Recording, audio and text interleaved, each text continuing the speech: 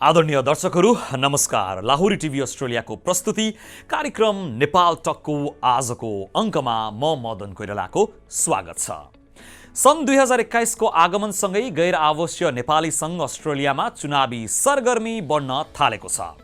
नेपालमा घट्दै गरेको राजनीतिक घटनाक्रमले प्रत्यक्ष रूपमा एनआरएनए अस्ट्रेलियाको आगामी निर्वाचनलाई निकै फरक पार्ने देखिन्छ। राजनीति मुक्त एनआरएनए बनाउने धेरैको भाषण र घोषणा पत्रमा रहे तापनि गुट, उपगुट, प्यानल र राजनीतिक समर्थन बिना जित हासिल सम्भव नै नरहेको संस्थाकै सदस्यहरूको भनाइरहेको छ। सन् 2005 मा स्थापना भएको गैर आवासीय नेपाली सङ्घ अस्ट्रेलिया अहिले विश्वका 83 देशहरू मध्येमा सशक्त नेशनल कोअर्डिनेसन कमिटीको रूपमा लगभग 12,000 सदस्यहरूको साथमा उभिएको छ। चुनावका बेला अप्राकृतिक रूपमा बढ्ने सदस्यताको सङ्ख्या र विभिन्न समयमा बाहिर आएका सदस्यता खरिद बिक्री प्रक्रिया यसपालि पनि जुर्मुराउने प्रबल सम्भावना रहेको छ। चुनावकै ताका संस्थाका विभिन्न नियम र अनैतिक अभ्यासहरू विरुद्ध अस्ट्रेलियाको अदालतमा उर्जीदेखि सामाजिक सञ्जालमा वितृष्णा पनि पछिल्ला चुनावहरूमा निरन्तर नै रहेको हुँदा यसपालि पनि त्यस्तो केही नहोला भनेर भन्न सकिँदैन। निर्वाचन मिति घोषणा, पदको उम्मेदवारी दर्ता, यसपटकको प्रक्रिया, अधिवेशन लगायत धेरै काम अझै बाँकी रहे तापनि कार्य समितिका मुख्य पदहरूका लागि भने भेटघाट र छलफल सुरु भइसकेको छ। अस्ट्रेलियामा रहेका नेपाली विद्यार्थी बारम्बार घट्दै गरेका अप्रिय घटना र समाजको दिशा, दोस्रो पुस्ताको प्रश्न, देशमा जोडिने माध्यम, अस्ट्रेलियाको सरकारसँग नेपालीको लभिङ र समग्र अस्ट्रेलियामा रहेका 1.25 लाखभन्दा बढी नेपालीको अभिभावकको भूमिका निर्वाह गर्ने संस्था गैर आवासीय नेपाली सङ्घ अस्ट्रेलियाको प्रेसिडेन्ट तथा अन्य मुख्य पदको लागि निर्वाचनमा जाँदा उम्मेदवारले $10,000 खर्च गर्ने गरेको पनि पाइन्छ। स्मरण रहोस्, गैर आवासीय नेपाली सङ्घ गैर नाफामूलक संस्था हो र यसमा संलग्न अभियन्ताहरू स्वयंसेवक मात्र हुन्। यसमा लागे बापत कुनै पारिश्रमिक पाइने छैन। प्रशस्त समय, प्रशस्त धन, पारिवारिक समर्थन र निष्ठाभावका साथ भिजन भएका मात्र टिक्न र सफल हुन सक्ने अनुभवहरूको भनाइरहेको छ। गैर आवासीय नेपाली सङ्घ अस्ट्रेलियाको अहिलेको कार्यकाल र अघिल्लो कार्यकालमा दुवै पटक प्रेसिडेन्ट पद भिक्टोरिया राज्यले लिएर गएको हुँदा संस्थाको विधान अनुसार अब यस पटकको प्रेसिडेन्ट भिक्टोरिया राज्यबाट हुने छैनन्, किनकि कुनै एक राज्यबाट 2 कार्यकालभन्दा बढी लगातार प्रेसिडेन्ट हुन नपाउने प्रावधान रहेको छ। तसर्थ पनि आफ्नो राज्य सहित प्रेसिडेन्टका उम्मेदवारहरूले भिक्टोरियाको भोटमा पनि बढी ध्यान दिनुपर्ने देखिन्छ। आज मसँग प्रेसिडेन्ट पदका सम्भाव्य उम्मेदवारहरू 2 जना कार्यक्रम नेपाल टकमा बहसका लागि उपस्थित हुनुहुन्छ। सम्भाव्य उम्मेदवारहरूमा पहिलो हुनुहुन्छ देवबहादुर गुरुङ, गैर आवासीय नेपाली सङ्घ अस्ट्रेलियाको उपाध्यक्ष तथा एनएसडब्ल्यू स्टेटको कोअर्डिनेटर गुरुङ आफ्नो रिटायर जीवन सामाजिक गतिविधिमा बिताउन चाहनुहुन्छ। दोस्रो सम्भाव्य उम्मेदवार हुनुहुन्छ डिलाराम खरेल, गैर आवासीय नेपाली सङ्घ अस्ट्रेलियाको कोषाध्यक्ष, प्रवक्ता लगायतका पदमा रहेर साथमा विभिन्न प्रोजेक्टलाई संयोजन गर्दै सामुदायिक रूपमा पनि सक्रिय हुनुहुन्छ। यी 2 जना सम्भाव्य उम्मेदवारहरूबाट भोट कसलाई दिने, किन दिने, त्यो भने आजको कुराकानी पछि तपाईहरूलाई छनौट गर्न सजिलो होला। तर के अन्तिम समयसम्म पनि उहाँहरू 2 जनाले आफ्नो उम्मेदवारी कायम राख्नु हुनेछ त? त्यो भने समयले देखाउनेछ या फेरि कोही पछि हट्नेछ।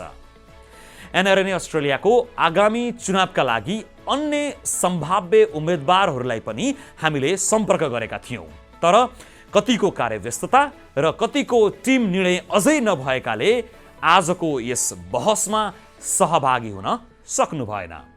अब भने सुरु गरौँ आजको बहस। Welcome to the first presidential debate of non resident Nepali association Australia election 2021। Nepal Talk with Madan Koirala, only on Lahori Television. आजको यो बहसका लागि हामीले वर्तमान प्रवक्ता नन्द गुरुङ, त्यसैगरी महासचिव डाक्टर ज्ञानेन्द्र रेग्मी, विवेक थापा लगायतका व्यक्तित्वहरूलाई पनि निमन्त्रणा गरेका थियौँ। विशेष कारणवश या साथीभाइ बीचको सहमति नभएका कारण उहाँहरू आजको यस कार्यक्रममा उपस्थित हुन सक्नु भएन र मसँग दुईजना उपस्थित भइसक्नु भएको छ। यहाँहरू दुवैजनालाई कार्यक्रममा स्वागत छ। धन्यवाद। Thank you so much. मैले देवजीबाट कुराकानी सुरु गर्न चाहे। तपाईँ वर्तमान कार्य समितिको उपाध्यक्ष हुनुहुन्छ। गैर-आवासीय नेपाली सङ्घ अस्ट्रेलियाको अधिवेशन र चुनाव कहिले हुन्छ? अब यो विषयमा मैले बोल्दै गर्दाखेरिमा अहिले नै एक्ज्याक्ट डेट नतोकेको अवस्था छ। महिना फिक्स छ? महिना पनि फिक्स, अफिसियली फिक्स भइसकेको अवस्था छैन। हजुर। तर रुटिन एज पर रुटिन हाम्रो चाहिँ जुलाईमा हुनुपर्ने हो। तर इन्टरनली मेरो र प्रेसिडेन्टको मात्रै कुरा हुँदाखेरि चाहिँ अगस्तमा गर्दा कस्तो होला भन्ने कुरा चाहिँ इन्टरनली भएको छ। तर यसलाई चाहिँ हामीले बोर्डमा मिटिङमा त्यो कुराको चाहिँ अहिले नै निर्णय जुलाई अगस्तमा हुने सम्भावना छ। अहिले चाहिँ निर्णय भइसकेको छैन। यसलाई चाहिँ विशेष गरेर चाहिँ अब आइसिसीको यो एजिएम हुँदैछ यो 23-24 जनवरीमा। यसले पनि केही एउटा डिरेक्सन दिन्छ भन्ने हामीले चाहिँ आशामा छौँ। आइसिसीको निर्वाचनका लागि प्रतीक्षामा हुनुहुन्छ र त्यसपछिका गतिविधिहरू त्यसपछि निर्णयमा आउँछन् होइन त? यसपालि भोटिङको प्रक्रिया कस्तो हुन्छ? भोटिङको प्रक्रिया भन्नाले अहिले जस्तै पहिला हामी फिजिकल जान्थ्यौँ, ठाउँमा गएर भोट लगाउँथ्यौँ भने यसपालि पनि त्यस्तै हुन्छ कि अनलाइन भोटिङमा हामी जान्छौँ? अब यो एकदम यो टोटली डिपेन्ड अन अब यो कोभिडको सिचुएसनले गर्ने कुरा हो। तर मैले लेस लाइकली फिजिकल भोटिङ हुने सम्भावना मैले कम देखेको छु। मोस्ट लाइकली चाहिँ अनलाइन नै हुने सम्भावना धेरै छ। आइसिसीमै भएका जस्ता गतिविधि फेरि एनसिसीको निर्वाचनमा पनि हुनसक्छ हो? आइसिसीमै भएको गतिविधि भन्नाले अब आइसिसीमा त हामीले फिजिकली गरिरहेको छौँ हजुर टाइम। तर यो पटक चाहिँ नि फिजिकल नभएर घरबाट पनि भोट दिन सक्ने अनलाइन त्यो खालको सम्भावना धेरै छ। अघिल्लो चुनावका ताका समेत पनि विभिन्न खालका निर्वाचनसँग र मेम्बरसिपसँग सम्बन्धित विभिन्न खालका विषयहरू आउने गरेका थिए र विशेष गरी इलेक्सनका बेलामा प्रभावका विषयमा पनि आउनेवाला थिए। अनलाइन गर्दाखेरि या रिमोटली बसेर गर्दाखेरि धाँधली हुने सम्भावना कतिको छ? त्यसको लागि तपाईँहरू कतिको तयार हुनुहुन्छ? अब यो विषयमा मैले हाम्रो प्रेसिडेन्टज्यूसँग केशव पौडेलज्यूसँग पनि मैले यो कुरा अलिकति जनाएको थिएँ। विशेष गरेर चाहिँ अब यो जुन गएको दिनहरूमा हजुर डेलिगेसन रजिस्ट्रेसनदेखि लिएर विभिन्न उसमा चाहिँ प्रोसेसमा चाहिँ नि हामी अलिकति कमजोरी भएको अवस्थामा अब आउँदो दिनमा जुन हामी इलेक्सनमा जाँदैछौँ त्यो अवस्थामा चाहिँ नि हामीले एकदमै फर्म फेयर तरिकाले इलेक्सन गर्नुपर्छ। यति बेला चाहिँ नि इलेक्सन कमिसनमा जति पनि टिम फर्म हुँदैछ त्यसमा चाहिँ नि मैले उहाँलाई भनिसकेको छु, यदि सही ढङ्गले कन्सल्टेसन गरेर टिम फर्म भएन भने हाम्रो एनआरएन अस्ट्रेलियाको हिस्ट्रीमा फेरि नराम्रो छाप पर्न सक्छ। त्यो भनेको तिम्रो पनि हो, मेरो पनि हो, हामी सबैको। त्यही भएर मिलेर जानुपर्छ। गर्दाखेरिमा जुन यसलाई चाहिँ फेयर गराउनको लागि हामीले चाहिँ नि थरो कन्सल्टेसन गरेर सही व्यक्तित्वलाई हामीले चाहिँ रेफरी भनौँ एउटा। तर ती सबै प्रक्रियाहरू सार्वजनिक हुन्छन् पछि होइन? कसरी फेयर गरिएको छ भनेर सार्वजनिक त गर्नु पर्यो नि त फेरि होइन? त्यो सार्वजनिक भएन भने त फेरै भएन नि।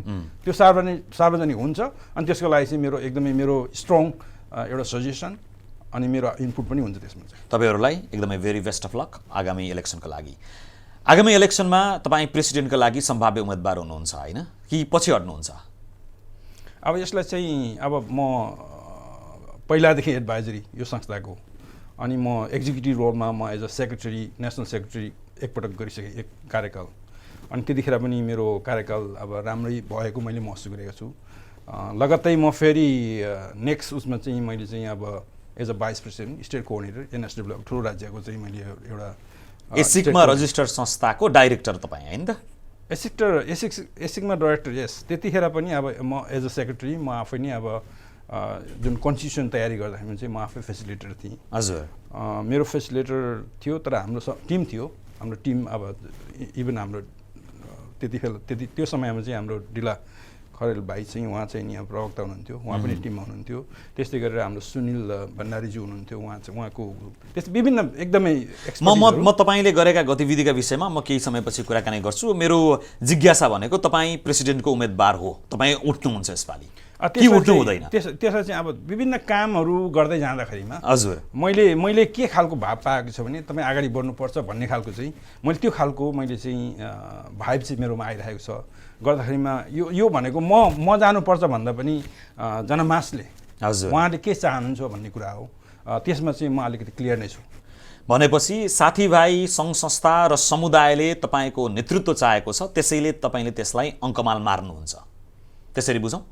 त्यसरी बुझ्दाखेरिमा राम्रै होला। तपाईँ प्रेसिडेन्ट हुनुभयो भने तपाईँले परिवर्तन गर्ने, अहिलेसम्म गर्न नसकेका गर्ने 3वटा चिज 1 2 3 भन्नु पर्यो भने के हुन्?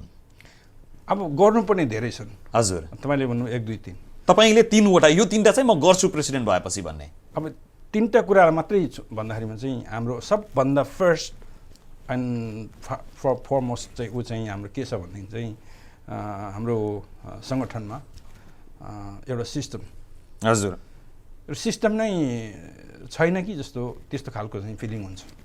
फर इक्जाम्पल कोही व्यक्ति अब नेतृत्वमा आइहाल्यो भने उहाँले चाहिँ अब कुन ठाउँबाट स्टार्ट गर्ने?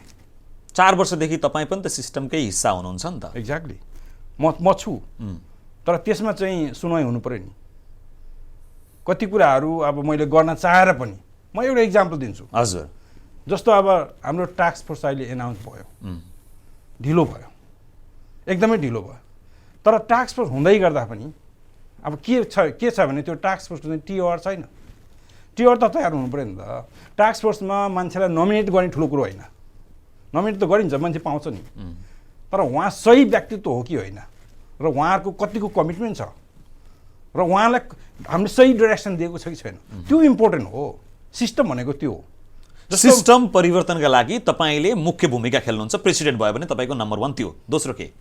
पहिलो नम्बर त्यो। अब सेकेन्डली अब तपाईँको चाहिँ के छ भनेदेखि अहिले चाहिँ हाम्रो संस्था एसिकमा रजिस्ट्रेसन भइसकेको अवस्था छ। हजुर यो 17-19 देखि नै हामीले चाहिँ कन्स्टिट्युसनमा काम गर्दै गर्दाखेरि चाहिँ यो संस्थालाई च्यारिटेबल अर्गनाइजेसन चाहिँ लानुपर्छ भनेर चाहिँ डिजिआरमा लानुपर्छ भनेर हामीले पटक पटक यो कुरा चाहिँ उठाइरहेको। हजुर तर यो पहिलादेखि नै उठेको कुरा हो।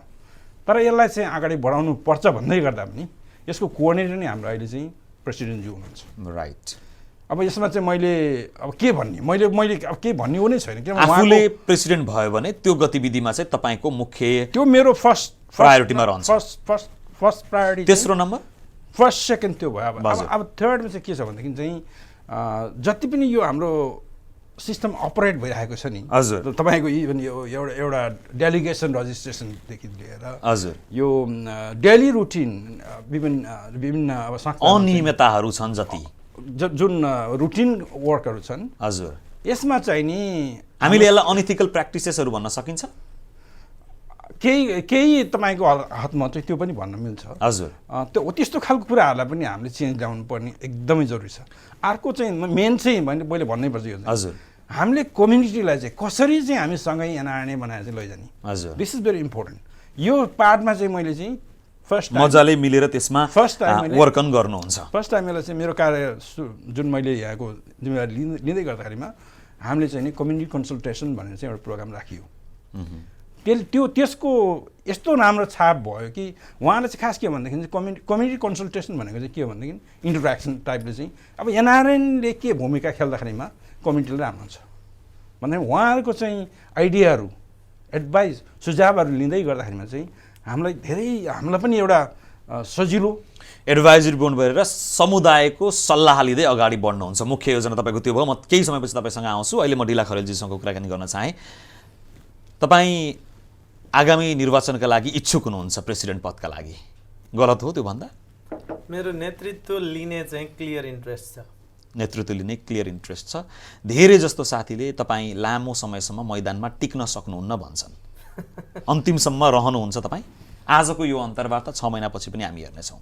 होइन, म जहिले पनि मैदानमै छु नि। एनआरएनको मैदानमा चाहिँ म छु र मेरो एनआरएन अस्ट्रेलियाको अब as a leader strong leadership चाहिँ मैदानबाट पछाडि हटेका रेकर्डहरू पनि छन्।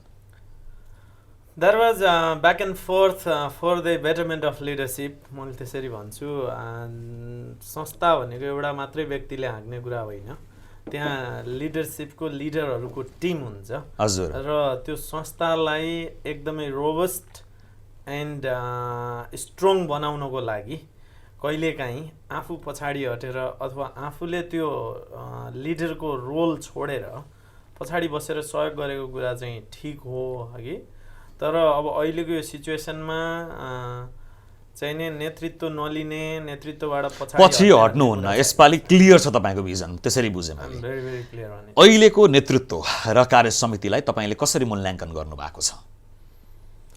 यो इलेक्टेड एक्जिक्युटिभ बडी हो। म पनि विगत धेरै समयदेखि एनआरएनमा छु र दुईटा कार्यकाल चाहिँ एक्जिक्युटिभ रोलमा थिएँ।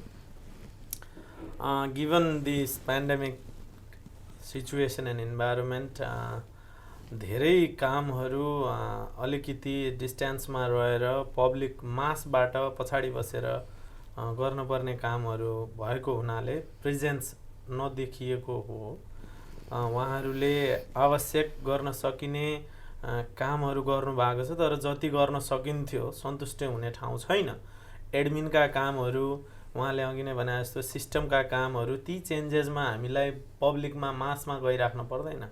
सिस्टम डेभलपमेन्ट गर्नको लागि, लिगल कुराहरूलाई फर्मलाइज गर्नको लागि 17-19 हामीले न्यू साउथ वेल्सको फेयर ट्रेडिङमा रजिस्टर्ड भएको एनआरएनलाई एसिकमा लैजाँदाखेरि कम्युनिटी ग्यादरिङ गरेर गर्नुपर्ने चिज थिएन। त्यो एडमिन, लिगल, ट्याक्सेसन र त्यो मोर एडमिनिस्ट्रेटिभ कामहरू थियो, ती काम भयो। हामीले त्यो लिगसी नै टेक ओभर टु एसिक गरे हो।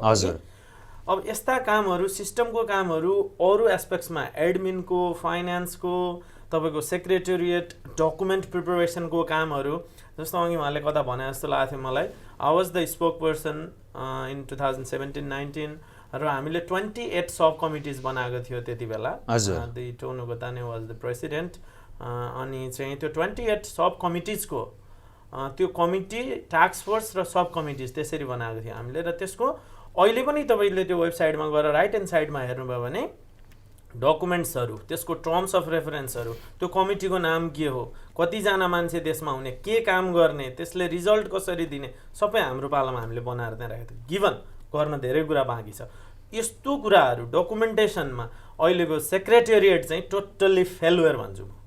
अहिले जेनरल सेक्रेटरीको हुनु, सेक्रेटेरिएट भनेको प्रेसिडेन्टले राम्रो गरे होला, भिपीले राम्रो गरे होला, अथवा चाहिँ गिभन दिस पेन्डेमिक उहाँहरूले गर्न सक्नु भएन होला, तर सेक्रेटेरिएटबाट यो संस्थाको लेभल अप हुँदै गर्दा, फेयर ट्रेडिङबाट एसिकमा जाँदै गर्दा जुन लेभलमा संस्थालाई हामीले लानु पर्थ्यो, द्याट वाज नट कन्भिन्सिएबल र त्यो काम हुन सकेन। उहाँहरू अब म यसैमा जोडेँ, अब यो नेतृत्व सकिएर, यो कार्यकाल सकिएर आगामी कार्यकालमा यदि तपाईँ नेतृत्वमा आउनुभयो, प्रेसिडेन्ट बन्नुभयो भने अघि देव गुरुङ दाइले भने जस्तै गरी तपाईँको 1, 2, 3 के छन् कार्ययोजनाहरू?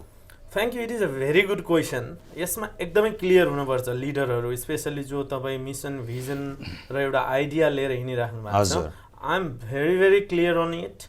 What I do if I became elected as a first person of this organization, हामी चाहिँ एनआरएन को मिसन, भिजन र अब्जेक्टिभबाट अलिकति डेभिएटेड भयो जस्तो मलाई लाग्छ। सो एनआरएनए भनेको आइसिसी सँग डाइरेक्टली लिंक राखेर आफ्नो लोकल नेसनमा, जस्तो यो हरेक देशमा छ, अमेरिकामा छ, बेलायतमा छ, बेल्जियममा छ, युरोपका अरू कन्ट्रिजमा छौँ, हामी 83 कन्ट्रिजमा छौँ। त्यो कन्ट्रीको लोकल ल मानेर आइसिसी र हरेक एनसिसीले आफ्नो मिसन, भिजन र अब्जेक्टिभलाई इन्कर्पोरेट गर्ने हो। तर एनसिसीहरूको सवालमा अरू देशमा पनि त्यस्तै छ, त्यो पनि लिडरसिपको बुझाइको कमी हो भन्छु म चाहिँ। र अस्ट्रेलियामा पनि हामी मोर डेभिएट भयौँ। यहाँ कोही साथीभाइहरू चाहिँ अब विद्यार्थीहरूकै कुरा, कोही डुब्नुभयो, मर्नुभयो, केही भयो भने हामी असाध्यै होल एफर्ट हामी त्यसमा लगाउनुपर्छ। देयर वेयर सिस्टम कम्स, त्यहाँनिर चाहिँ त्यो हाम्रो एउटा डिपार्टमेन्ट हुनुपर्छ र त्यसले त्यो हेर्नु पर्यो। एउटा विद्यार्थीको सवालमा होल एनआरएनको एनर्जी स्पेन्ड भइरहेको छ, राइट? म फेरि पनि त्यसैमा बुझ्दैछु, सिस्टम फर्मलाइज राम्रोसँग भएको छैन, सिस्टमको लागि म काम गर्छु र आइसिसीसँग एनसिसीको समन्वय गराउँछु हो। सिस्टमको लागि भन्दा नि एनआरएनको मिसन, भिजन र अब्जेक्टिभबाट एनसिसी डेभिएट भएको छ हजुर। त्यो नहुनुपर्छ। साना कुरामा हामी चाहिँ यो नेपाल फेस्टिभल गरेर कला संस्कृति प्रवर्धन गर्नेमा असाध्यै धेरै हाम्रो इनर्जी लगाउँछौँ। Where are we on our bilateral relations? दुई देशीय सम्बन्ध विस्तार गर्न हाम्रा प्रायोरिटिजहरू शिफ्ट भएका छन् र मुख्य जुन आवश्यक प्रायोरिटी छ मेरो नम्बर 1 भनेको मिसन भिजन र यसको अब्जेक्टिभलाई क्लियर गराउने हो। दोस्रो नम्बरमा आउँछौँ। दोस्रो नम्बरमा यो अर्गनाइजेसनलाई जो हामीसँग कन्स्टिट्युसन छ, कन्स्टिट्युसन पछि एउटा मेन मेकानिजम सहितको एउटा चाहिँ आइसिसीले एडप्ट गरेको 2015-17 मा आइसिसी प्रेसिडेन्ट सेस घलेको पालामा विथ रिसर्च, म्यासिभ रिसर्च, यो अर्गनाइजेसनलाई हार्ट एन्ड ब्रेन नै कन्स्टिट्युसन भनेको मन्दिर हो, मन्दिरका ढोका, द्वार, मूर्ति त्यो सबै बनाएर हामीले भिजन 2020 एन्ड बियोन्ड भन्ने चाहिँ उहाँको लिडरसिपमा त्यो डकुमेन्ट बनाएको थियो, राइट? त्यो चाहिँ आइसिसीले पनि इन्कर्पोरेट गर्न राखिसकेका छैन र एनसिसीले पनि सकेका छैन। अघि उहाँले भनेको यो डिजिआर रेसिपेन्ट गराउने भन्ने कुरा भयो नि, हामीले त्यो भिजन 2020 एन्ड बियोन्ड पढ्न जरुरी छ र त्यो डकुमेन्टमा क्लियरली लेखेको छ। के लेखेको छ भने एनसिसी को स्ट्रक्चर, आइसिसी को स्ट्रक्चर, हामी 3टा फन्डामेन्टल इन्स्टिट्युसन हुन्छ हामीसँग। एउटा एक्जिक्युटिभ हुन्छ जो एनसिसी को लिडरहरू भए, एक्जिक्युटिभ बडी हो त्यो। अर्को एनआरएनए फाउन्डेसन हुन्छ, त्यो फाउन्डेसन मार्फत च्यारिटी, फिलान्थ्रोपी अलिकति बुझ्ने तरिकाले सठिक, जसरी हाम्रा जति पनि भोटरहरू हुनुहुन्छ, सम्भावित भोटरहरू भविष्यमा, र साथसाथै अस्ट्रेलियाको नेपाली कम्युनिटीका सदस्यहरू जो सायद एनआरएनको सदस्य बन्न चाहनुहुन्न तर इच्छुक हुनुहुन्छ यसको मुद्दासँग, उहाँहरूले बुझ्ने अलिकति सठिक यो भन्न खोजेको 15-17 मा आइसिसीले जुन सेस घलेको नेतृत्वमा बनाएको जुन एउटा भिजन बियोन्ड 2020 थियो, बियोन्ड थियो, त्यसको एनसिसीको जुन एनसिसीले गर्नुपर्ने इन्कर्पोरेट हो त्यो चाहिँ तपाईले आफ्नो नेतृत्वमा गर्नुहुन्छ। त्यो गर्नै पर्छ। नम्बर 3 त्यसको म तपाईलाई क्लियर गरिदिनुस्। त्यो डकुमेन्टले के भन्छ भने एक्जिक्युटिभ बडी एउटा हुन्छ, त्यसले एनसिसी को एक्जिक्युटिभ, आइसिसी को एक्जिक्युटिभ हुने भयो। एनआरएनए फाउन्डेसन हुन्छ, त्यसले च्यारिटी र फिलान्थ्रोपीको काम गर्छ। त्यो डिजिआर रजिस्टर्ड हुन्छ, ट्याक्स डिडक्टिबल हुन्छ। तपाईहरुले 1 रुपैयाँ पनि चन्दा दिनुभयो भने ट्याक्समा क्लेम गर्न पाउनुहुन्छ यहाँको ल अनुसार, राइट? र अर्को एनआरएनए पोलिसी इन्स्टिट्युट हुन्छ। त्यो पोलिसी इन्स्टिट्युट भनेको डायस्पोरामा रहेका इन्टेलेक्चुअल्सहरू, प्रोफेसनल्सहरू, उनीहरूको नलेजलाई, that's a knowledge gain center हुन्छ र त्यो नलेज हामीले नेपालमा ट्रान्सफर गर्छौँ। त्यो प्रोफेसनल, एकाडेमिसियन र इन्टेलेक्चुअल्सहरूको नलेज ट्रान्सफर क्याम्पेन त्यो एनआरएनए पोलिसी एकाडेमी, पोलिसी इन्स्टिट्युटले गर्छ। र हामीले मैले अघि नै भने एनसिसी अस्ट्रेलिया डेभिएट भएको छ सानो कुरामा। हामी एउटा नाचगानको कार्यक्रम, फुटबलको कार्यक्रम, विद्यार्थीको कार्यक्रममा होल इफर्ट लगाइरहेका छौँ। ती कार्यक्रमहरू गर्नुपर्छ। थोरै मेहनतमा धेरै राम्रो त काम हुनसक्छ। हामीले गर्नुपर्ने भनेको फरेन डाइरेक्ट इन्भेस्टमेन्टमा काम गरेको खोइ, टु नेसनको रिलेसनसिप बिल्डअपमा काम गरेको खोइ आजसम्म। Can you give me any example? Given I will take that, त्यो म त्यसको एकाउन्टेबिलिटी म पनि लिन चाहन्छु। 4 वर्ष म एक्जिक्युटिभमा थिएँ, मैले चाहिँ धेरै पटक त्यो एजेन्डाहरू राखेको थिएँ। गिभन जेनरल सेक्रेटरी, प्रेसिडेन्टहरू, त्यति बेलाको टिमले कतिले त आफ्नो नेतृत्व भयो भने तपाईले त्यसलाई टिमलाई बुझाएर अगाडि बढाउनुहुन्छ। अर्गनाइजेसनको मिसन, भिजन र अब्जेक्टिभलाई क्लियर बनाउने, सबैलाई बुझाउने काम गर्छु। Number 2, the documentation, constitution and the document, especially vision 2020 and beyond को incorporation and implementation हुन्छ। र number 3, country to country with example, फेरि तपाईलाई छुने गरी रिजल्टमै country to country bilateral relation built up हुन्छ। त्यो bilateral relation रे अस्ट्रेलिया र नेपालको people to people relation, public to public, government to government, officials to official, त्यो रिलेसन बिल्डअपमा काम गर्ने हामी क्षमता राख्दछौँ एज अ एनसिसी अस्ट्रेलिया। एनआरएनले गर्ने भनेको त्यो। र अर्को फन्डामेन्टल भनेको फरेन डाइरेक्ट इन्भेस्टमेन्टमा लगानी नेपाल लैजाने भनेर एनआरएनले कलेक्टिभ इन्भेस्टमेन्टको एप्रोच ल्यायो, गरेको पनि हो। हाम्रो आइसिसी को फर्मर प्रेसिडेन्ट जीवा लामिछानेको पालामा त्यो कलेक्टिभ इन्भेस्टमेन्टको एप्रोच सुरु भयो र त्यो पनि इन्कर्पोरेट हुन सकेन। हामीले अस्ट्रेलियाबाट एकचोटि चाहिँ एनआरएनए हाइड्रो भनेर $432,000 अस्ट्रेलिया चाहिँ पठायौँ, करिब 5 करोडको हाराहारीमा। त्यसपछि फ्रिज भएर बस्यो। फरेन डाइरेक्ट इन्भेस्टमेन्टमा नट ओन्ली नलेज, कामै गर्नुपर्छ, रिजल्टै दिनुपर्छ। यहाँबाट लगानी पनि नेपाल पठाउने। र त्यति मात्रै होइन, हामीले अर्को त्यो पोलिसी इन्स्टिट्युटले के गर्छौँ भने पोलिसी लेभलमा यो गभर्मेन्ट टु गभर्मेन्ट रिलेसन हुँदै गर्दाखेरि डबल ट्याक्स ट्रिटी त्यो एग्रिमेन्ट पनि हामी गराउनु त्यो तपाईले policy मा यति चीज भनिरहँदा अहिलेसम्म काम गर्छौँ। तपाईँ कार्य समितिमा बस्नु भएको थियो, माथिल्ला पदहरूको समर्थन भएन, त्यसैले इम्प्लिमेन्ट भएन भनेर आफू प्रेसिडेन्टसिपमा जानु भएको छ। 2 वर्षको कार्यकालमा त्यति गर्न भ्याउनु भएन र आइसिसीले समर्थन दिएन भनेर फेरि अर्को गुनासो त ल्याउनुहुन्न नि। नो हुँदैन। म timeline I believe in numbers. By profession I am an accountant. When I will be elected, I'll disclose my timeline, and then I will lead the organization with time. तपाईँ देव बहादुर गुरुङ भन्दा उत्कृष्ट क्यान्डिडेट हो? मैले आफ्नो प्रयास राख्छु। मेरो आदरणीय दाजु हुनुहुन्छ, उहाँ हाम्रो सबैको अभिभावक हुनुहुन्छ। Is very experience person. I have a very high regard and respect for him. Nothing to say, right? But given I am very interested in my leadership and roles, right? So I will do all my best. तपाईँ दुवैजना compete त गर्दिन भन्दा पनि तपाईँ यदि 2 जना उम्मेदवार हुनुभयो भने प्रतिस्पर्धा त्यहाँ भइ नै हाल्छ, खेमा बन्छ, धेरै खालको बन्छ। इलेक्सनको प्रक्रिया नै त्यही हो। र उहाँ भन्दा तपाईँ के आधारमा उत्कृष्ट क्यान्डिडेट हो? तपाईँलाई किन भोट दिने? मैले उहाँ भन्दा म यो कारणले उत्कृष्ट भन्दिनँ। मैले आफूले चाहिँ best with my best knowledge investment भनेपछि उहाँ भन्दा तपाईँ उत्कृष्ट क्यान्डिडेट चाहिँ होइन। मैले उहाँसँग कम्पेयर मात्रै गर्न नखोजे हो। किनकि कम्प्यारिजन आउँछ, 2 जना जब प्रतिस्पर्धामा 2 जना मात्रै भएपछि कम्प्यारिजन हुन्छ र म यस कारणले अर्को प्रतिस्पर्धी भन्दा उत्कृष्ट छु भन्ने तपाईसँग हुनु त पर्यो नि त। मसँग धेरै आधारहरू छन् र यो जजमेन्ट चाहिँ म पब्लिकलाई, तपाईहरूलाई र अरू इन्टेलेक्चुअल्स र फोरमलाई छोडिदिन चाहन्छु। म आफैले मै ठिक छु, मैले यसरी गर्छु भन्ने कुरा होइन। त्यो पब्लिकले भनोस्, तपाईहरू जस्तो इन्टेलेक्चुअलले भनिदिनुहोस्। I have a very clear interest on leadership. I have a clear mission, vision and agendas to incorporate, and then I have very good dedication to take NRNA Australia into next level.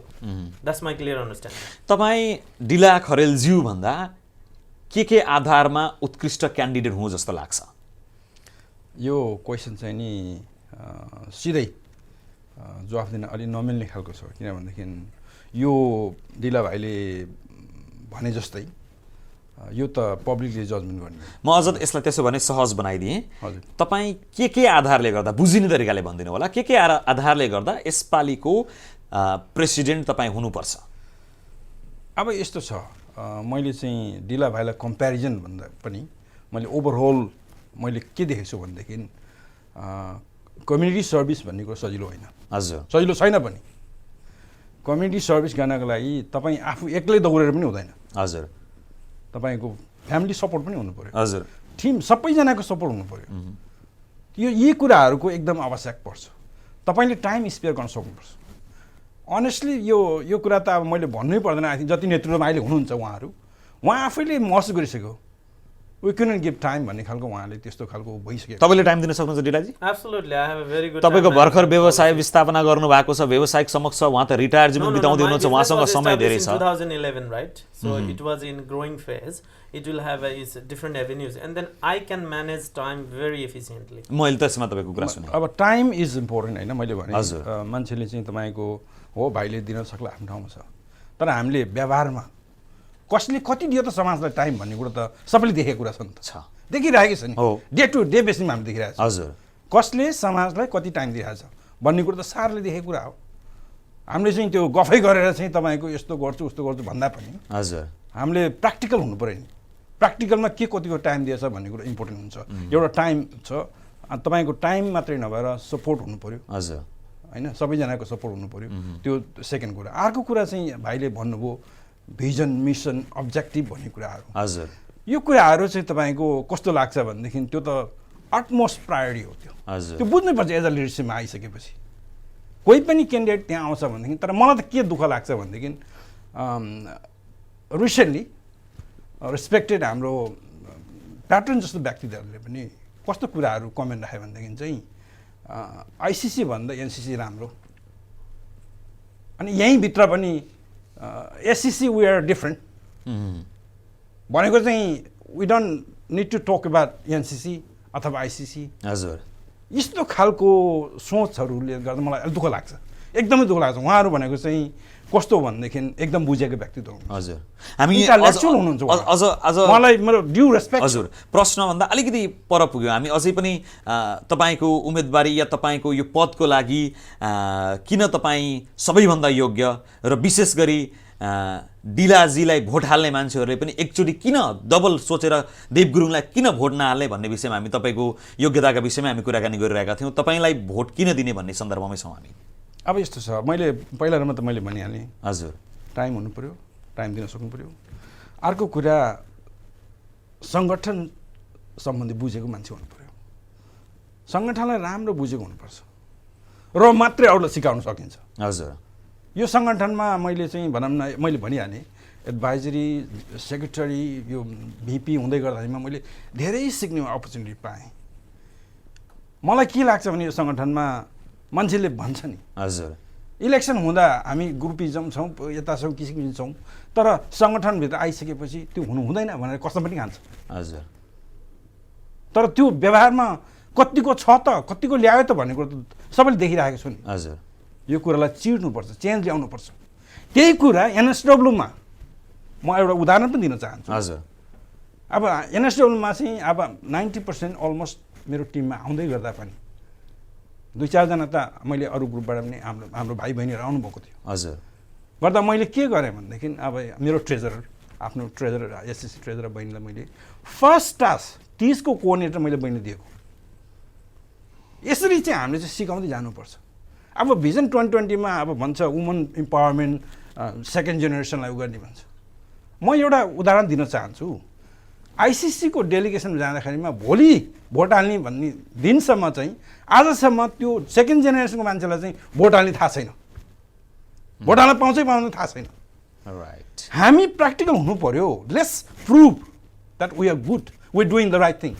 तपाईँहरूको यो अहिलेसम्मको important कुरा छ। समूहले भनेपछि भनाइ र वाक्यहरूमा मात्रै कामहरू सीमित राखेको रहेछ, प्र्याक्टिकल्ली त्यो भएको छैन भन्ने कुरा आयो। हो त्यस्तै भएको छ अहिलेसम्म? होइन, हाम्रो समूह भन्ने त्यस्तो छैन। एनआरएनमा गइसकेपछि we are in leadership, right? So हजुर। केही त्रुटिहरू टेक्निकल एरर्सहरू भएको हुनसक्छ, तर एभ्री लिडरसिप। तर उहाँले भने जस्तै एनआरएनए अस्ट्रेलियाले र यहाँको आइसिसीहरूले पनि विभिन्न समयमा नेपालमा विभिन्न खालका उदाहरण दिएका छन्। हामी कतिको सशक्त कुरा छौँ भन्ने कुरो विभिन्न खालका उदाहरण आइसकेका छन्। यहीँबाट गएको, यही टिमबाट गएको फेनोमेना भन्छु मैले त्यसलाई चाहिँ। को व्यक्ति कसरी ड्रिभन हुन्छ भने त्यो व्यक्ति पनि हुन्छ, त्यो व्यक्ति लिडर पनि हो त्यो अर्गनाइजेसनको, राइट? तर उसका केही पर्सनल एटिच्युड बिहेभियरहरू हुन्छन् होइन, र त्यो प्रब्लम उसले आफूलाई चाहिँ आफू लिडर हुँदा आफ्नो पर्सनल बााउन्ड्रीबाट बाहिर निकालेन भन्ने कुरा इम्पोर्टेन्ट हो। कहिलेकाहीँ चाहिँ त्यो पर्सनल लिडरहरू कुनै लिडरहरू यसमै म रोकेँ। तपाईँ दुवैजना प्रेसिडेन्ट पदको लागि इच्छुक भइरहँदा तपाईँ दुवैजना मिलेर जान सक्ने वातावरण चाहिँ हुनसक्छ कि सक्दैन? Good question. मिल्ने भनेको एकजना हट्ने हो, भेरी गुड क्वेसन। सक्छ कि सक्दैन त्यो वातावरण भन्न? यो म तपाईँबाटै बुझ्छु म। पब्लिकलाई मिल्ने भनेको त एकजनाले उम्मेदवारी पछाडि हटाउने हो। तपाईँ दुईजना मिल्नुभयो भने देवबहादुर गुरुङको लागि तपाईँले आफ्नो उम्मेदवारी फिर्ता लिन सक्नुहुन्छ? म यो चाहिँ पब्लिकलाई उहाँहरूको फ्रिडम पनि हो, उहाँहरूको चोइसलाई म छोडिदिन्छु। म जहिले पनि समाजले भनेको सुन्ने, समाजले दिएको निर्देशन पालना गर्ने, आफूभन्दा सिनियरहरू। म अझै यसरी बुझेँ भनेपछि यो सबै माहौल मिल्यो भने प्रेसिडेन्ट पदका लागि पछि हट्न सक्नुहुन्छ इच्छुकै भए पछि पनि? हट्ने कुरै छैन। You have trying asking me this again and again.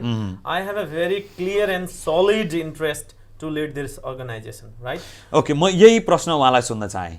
तपाईँ चाहिँ उहाँसँग मिलेर ल त एकचोटि त्यसो भने अगाडि नै बढ्ने भने म पछि हट्छु भन्ने केही त्यस्तो सोच छ? अब यस्तो छ, मैले भाइलाई राम्रो चिनेको छु, जस्तो भाइले मलाई चिन्नुभएको छ, मैले पनि राम्रो चिनेको छु भाइलाई। हजुर, गर्दाखेरिमा मैले चाहिँ आफूलाई प्रुभ गराइसकेको छु। म त्यो पोजिसन ओरिएन्टेड मान्छे होइन। म चाहिँ त्यो मलाई चाहिँ यस्तो खालको पोजिसन चाहिन्छ, म इन्ट्रेस्टेड हो भन्ने खालको मान्छे होइन। हजुर, त्यो मैले प्रुभ गरिसकेको छु। गएकै इलेक्सनमा पनि म एउटा प्रेसिडेन्ट क्यान्डिडेट हो थियो, मैले इन्ट्रेस्ट देखाएको थिएँ।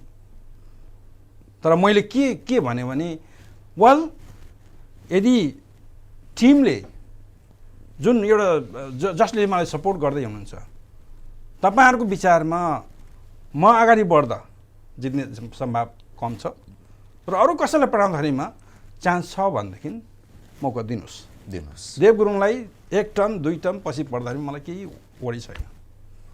त्यसरी मैले चाहिँ एउटा म भोगी होइन भन्ने खालको चाहिँ मैले प्रमाण गरिसकेको छु। गरिसक्नु भएको छ। मैले अझै पनि म के भन्न चाहन्छु भने यही क्वेसनमा, हजुर, म त यो संस्थाको भलो चाहने मान्छे, म यो संस्थाको भलो चाहन्छु, यो संस्थाको राम्रो देख्न चाहन्छु। यो एनआरएनएमा चुनावै नगरिकन लैजाउँ भन्छ भनेदेखि र सही व्यक्ति जसले मलाई कन्भिन्स गराउन सकोस्, तपाईँले भनेको भिजन, तपाईँले चाहेको कुराहरू एनआरएनमा म इम्प्लिमेन्ट गरेर देखाउँछु भनेर चाहिँ ठोकेर भन्नुहोस्, जनमासलाई भन्न सक्नुहुन्छ तपाईँ? कन्भिन्स गराउनुहोस्। Exactly. जनमासलाई I agree with convince you. उहाँले के भन्नुभयो? Absolutely. उहाँले भर्खरै भन्नुभयो यदि तपाईँको क्यान्डिडेसी यो संस्थाको लागि पर्फेक्ट हो र उहाँ स्टेप अप हुँदा राम्रो हुन्छ भनेर तपाईँले कन्भिन्स गराउन सक्नु भने म पछाडि हट्न तयार छु भन्नुभएको छ। So do I. मलाई पनि उहाँले कन्भिन्स गर्न सक्नुभयो भने, समाजले कन्भिन्स गर्यो भने म पनि त्यही पद चाहेँ। मैले पटक पटक जेनरल सेक्रेटरीको पालामा आई एम द कन्टेस्टेन्ट, मैले विथड्र गरेकै हो। अरू हाम्रो त्यहाँ लिडरसिपमा डिस्प्युट भएर मैले विथड्र गरेकै हो, राइट। र मलाई यही पद चाहिन्छ, जति बेला पनि यसरी गर्नुपर्छ भन्ने होइन।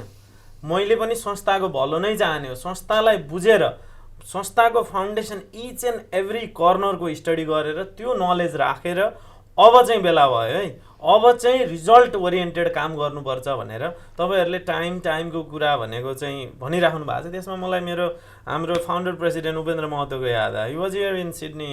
अनि चाहिँ उहाँले स्पिचमै भन्नुहुन्थ्यो, जसलाई धेरै फुर्सद छ त्यसलाई काम नदिनुहोस्, जो धेरै बिजी छ त्यसलाई काम दिनुहोस्। र म टाइम म्यानेजमेन्टको स्टुडेन्ट भएको हुनाले I can manage time very efficiently र विल डेलिभर द रिजल्ट। र मलाई पनि यही पोजिसन चाहिन्छ। आई एम नट एकदम हार्ड एन्ड फास्ट। तर गिभन कम्युनिटीले के खोजिरहेछ, संस्थाले के खोजिरहेछ, संस्था कहाँ थियो, कहाँ लग्ने हो, कहाँ पुर्याउने हो, कुन बाटोमा लानुपर्ने, हामी कता डेभिएट भएका छौँ, र मेरो आइडियाजहरू, मेरो बिलिफहरू र मेरो भ्याल्युजहरू हाम्रा सबैका र सम्पूर्ण नेपाली अस्ट्रेलियामा बस्नेको उनीहरूको हेड हाई हुने गरी, उनीहरूको शिर उच्च हुने गरी, सबै खुसी हुने गरी त्यो नेतृत्व कुनै यस्तो जन्मिएर उसले काम गर्न सक्छ र कन्भिन्स गर्छ भने happy to help and coordinate. मैले प्रश्नलाई अलिकति मोड्न चाहेँ। हुन त यो प्रष्ट रूपमा छ, सर्वविदित छ, संस्थाभित्र राजनीति छ भन्छन्, कतिले राजनीति आवश्यक पनि छ भन्छन्, कतिले दुर्गन्धित राजनीति अनावश्यक हो पनि भन्छन्। संस्थाभित्र राजनीतिक हावी छ, त्यसमा दुई मत नहोला। र सँगसँगै चुनावका बेलामा एउटा पार्टी समात्ने अनि प्यानल समात्ने प्रविधि या त्यो बिना सफल हुन सकिन्न भन्ने खालका भनाइहरू पनि छन्। म देवबहादुर गुरुङज्यूबाट जान चाहेँ, तपाईँको पार्टी कुन हो र तपाईँको प्यानल कस्तो आउँछ? अब यस्तो छ, हामीले चाहिँ पार्टी भनेर चाहिँ तपाईँको पक्क अफिसियली तर हुनु त हो नि है, त्यस्तो खालको चाहिँ हाम्रो कुनै छैन मैले बुझेको अनुसार। हजुर, मलाई चाहिँ जुन समूहले मलाई चाहिँ अहिलेसम्म अगाडि बढाउँदै हुनुहुन्छ, उहाँले मलाई तपाईँ जानुहोस्, तपाईँ अगाडि बढ्नुहोस् भन्दै हुनुहुन्छ। उहाँहरूको चाहिँ सोच, उहाँहरू मात्रै नभएर मलाई अरू पनि छन् धेरै। हजुर, उहाँहरूको एउटा कस्तो खालको मनस्थिति छ भनेदेखि मैले बुझेको, देव गुरुङ जतिको व्यक्तित्वलाई समाजमा यो संस्थामा अगाडि बढाउन उचित हुन्छ भनेर उहाँले चाहिँ मलाई चाहिँ त्यसरी कुनै राजनीतिक पार्टीबाट प्रभावित छ त्यो संस्था या कसैको सहयोग छ त्यस्तो? अब अफिसियली रजिस्टर भएको जस्तो मलाई लाग्दैन। होइन, प्रभावित त्यसैले म भन्दैछु, रजिस्ट्रेसन भन्न खोजेको होइन। अब यस्तो छ, अब होइन मैले तपाईँको अलिकति क्लियरली भन्दाखेरिमा चाहिँ अब हाम्रो दुईवटा समूह छन्। एक समूहले चाहिँ मलाई अब त्यसरी चाहिँ अगाडि बढाइरहेको अवस्था छ। त्यसमा चाहिँ नि मैले बुझेको मेरो भोटर चाहिँ नि धेरै छन्। यो एक समूह दुई समूह भन्दा पनि मेरो भोटरहरू चाहिँ अब एनआरएनएलाई नजिकबाट बुझिसक्नु भएको छ। प्रेसिडेन्ट पदका लागि पैसा पनि टन्नै खर्च हुन्छ भनिन्छ। यसपालि चुनावको लागि कति बजेट छुटाउनु भएको छ? म त अब त्यो सही कुरा प्रश्न सोध्नु भयो होइन। म त यो चुनाव खर्च गर्नुहुन्न भन्ने पक्षको मान्छे हो। मैले यसमा एउटा उदाहरण दिन सक्छु। मैले पहिला पनि एक दुईवटा मिडियालाई मैले भनिसकेको छु। हजुर, गएको चुनावमा म स्टेट कोअर्डिनेटरमा लडेँ, त्योभन्दा पहिला सचिवमा लडेँ। सचिवमा लड्दा मैले एउटा मेम्बर बनाएँ। मैले यसैमा जोडेँ तपाईँको म भनाइ सुन्छु। अस्ट्रेलियामा मैले सुनेको गैर आवासीय नेपाली सङ्घ अस्ट्रेलियाको प्रेसिडेन्ट बन्नका लागि $1 लाख जति खर्च हुन्छ अरे, नत्र प्रेसिडेन्टमा नउठे पनि हुन्छ अरे। गलत हो यो भनाइ? त्यो कुरा पहिला के थियो मलाई थाहा भएन, तर अब म अगाडि बढ्दै गर्दाखेरिमा त्यो हुन्छ जस्तो मलाई लाग्दैन। कति हो तपाईँको बजेट यसपालिको? मैले बजेट त अब मेरो अब म आफ्नो हिँड्नको लागि चुनावी प्रोसेसमा म जाँदै गर्दाखेरिमा मैले आफ्नो बजेट त आपको लाग्ने नै भयो। तर मैले यति नै बजेट इलेक्सनको लागि मेम्बरसिप बनाउनलाई भनेर मैले चाहिँ त्यो गर्ने पक्षमा, मेम्बरसिपका लागि चाहिँ धेरै पैसा खर्च गर्ने गर्छन् हो, त्यो पक्षमा म छैन। त्यसको मैले त्यसै उदाहरण दिन खोजेँ। मैले गएको चुनावमा दिला भाइ र मेरै आफ्नै पर्या हो, हामी दुईजना पर्या हो। मलाई 403 जना व्यक्ति मेरो सबै मेरै भन्न पर्छ सबैजनाले, हजुर, उहाँले टेक्स्ट मेसेज पठाएर तपाईँको लागि हामी भोटर भएका छौँ भनेर 403 जना व्यक्तित्वहरूले चाहिँ मलाई चाहिँ मेसेज पठाएको छ। भनेपछि त्यो मैले बनाएको होइन, उनीहरू आफै बनाएको हो। अनि मैले उहाँलाई चाहिँ एउटा के जवाब दिएको थिएँ भनेदेखि चाहिँ तपाईँहरू जतिजना बन्नुभयो अब तपाईँले टाइम 5 जना मान्छे चाहिँ खोज्नुहोस्, त्यति मात्रै भने मैले गर्दा त्यसैको रिजल्ट राम्रै भयो भन्नु पऱ्यो। मैले भाइलाई चाहिँ आई हेभ लट अफ उमेरमा सानो भए पनि आफ्नो प्रोफेसनल गर्नुहुन्छ, आफ्नो ऊ छ होइन, आफ्नै किसिमले चल्नुहुन्छ समाजमा। मेरो आफ्नै किसिम तपाईँ त अब फाइनेन्सको होइन प्रोफेसनल एकाउन्टेन्ट हुनुहुन्छ, अर्थको विद्यार्थी, अर्थको ज्ञाता। तपाईँले चाहिँ कति छुटाउनु भएको छ त्यो प्रेसिडेन्टसिपको लागि? तपाईँले धेरै प्रेसिडेन्टसिपलाई नजिकबाट देख्नु भएको छ, सायद खर्च लाग्छ भन्ने कुरामा नकार्नुहुन्न जस्तो मलाई लाग्छ। तपाईँको बजेट कति हो? म यो प्रश्नमा भन्दा तपाईँको अगाडिको प्रश्नमा पनि जान चाहन्छु, राजनीति हुन्छ कि हुँदैन, तपाईँलाई कुन खेमा? मैले यो म सोच्दैछु, पहिला म तपाईँको बजेटबाट गएँ अनि म तपाईँको बजेट बुझ्न चाहन्छु। पहिला यसमा एनआरएन अस्ट्रेलियाको प्रेसिडेन्ट हुँदै गर्दा बजेट खर्च हुन्छ, खर्च लाग्छ। You have to travel into state, अनि तपाईँले डिफ्रेन्ट प्रोग्रामहरू गर्नुपर्छ, डकुमेन्टहरू बनाउनु पर्ने हुन्छ, इलेक्सनको अरू प्रक्रियामा जानुपर्ने हुन्छ। यसमा उत्ताउलो र भद्दापन पछिल्लो समयमा जोडिएको देखिन्छ, त्यो जरुरी छैन। र खर्च हुने सवालमा अफकोर्स देयर इज अघि मैले भने जस्तै $1,00,000 खर्च हुन्छ हो, गरेका हुन् हामीले त पूर्व मेम्बरशिपलाई रिजनेबल अमाउन्टमा राखेर मेम्बरशिप चाहिँ बनाउने किनबेच कुन प्रेसिडेन्टले धेरै मेम्बर बनाउने हैन। मैले भने नि जनता पब्लिक मेम्बर इन्ट्रेस्टेड मेम्बरहरूलाई र उनीहरुमा इन्ट्रेस्ट जगाउन डकुमेन्टेसनमा mission vision ideas what we can do म फेरि हामी त प्रश्नबाट पर जाँदै छौं। म जस्ट तपाई प्रेसिडेन्टको लागि इच्छुक हुनुहुन्छ, यदि तपाईले नोमिनेसन दर्ता गर्नुभयो या यो इच्छा तपाईको समर्थन साथीभाइको रह्यो भने जारी रहन्छ, जारी रहेपछि तपाईको पैसा पनि खर्च हुन्छ, सटिक बजेट चाहिन्छ। कति हो तपाईको बजेट? तपाईले भने जस्तै 1 लाख चाहिँ लाग्दैन, 80,000 धेरै कममा हुन्छ, 50,000 त्यत्रो लाग्दैन, 10,000 अलि बढी होला त्यो भन्दा। र उहाँले अघि भने जस्तै मेम्बरहरू बनाउनु पर्छ रे, पैसा खर्च गर्नुपर्छ रे, र प्रेसिडेन्टको अझ मुख्य जिम्मेवारी हुन्छ रे। अघिल्लो चोटिको चुनावहरूमा पनि त्यो अभ्यासहरू तपाईले आफैले नजिकबाट हेर्नुभयो होला, बुझ्नुभयो होला, त्यसको विरोध या समर्थन केही गर्नुभयो एटलिस्ट भनेपछि त्यो एक्टिभिटी थियो त्यहाँ। अब आफू जित्ने भएपछि मेम्बरहरू आफ्ना नजिकका चाहिन्छन् होला नि त। फेरि त्यही मैले भने नि उहाँहरूलाई चाहिँ इन्करेज गर्ने सर्टेन मिनिमम फी राख्ने। अहिले हाम्रो $25 छ, लेट्स चाहिँ यो कन्टिन्यू हुन पनि सक्छ। आइसिसीले मेम्बरशिप फी 0 गर्ने भनेको छ हैन।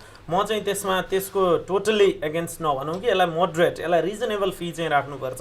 लेट्स चाहिँ $10 राखेर ग्लोबल्ली लाने हो कि $15 राखेर ग्लोबल्ली लाने हो कि एउटा रिजनेबल अमाउन्ट राख्ने र पिपुललाई इन्करेज गर्ने त्यो अर्गनाइजेसन जोइन गर्नको लागि। र अनि त्यसपछि उनीहरू आफै मेम्बर हुन् र उनीहरू आफै मेम्बर हुने प्रक्रियामा प्रेसिडेन्टको क्यान्डिडेट भनेको एउटा चाहिँ इन्फ्लुएन्सियल लिडर हो र उसले कोअर्डिनेसन गर्नुपर्ने हुन्छ, लिड गर्नुपर्ने हुन्छ, कन्भिन्स गर्नुपर्ने हुन्छ।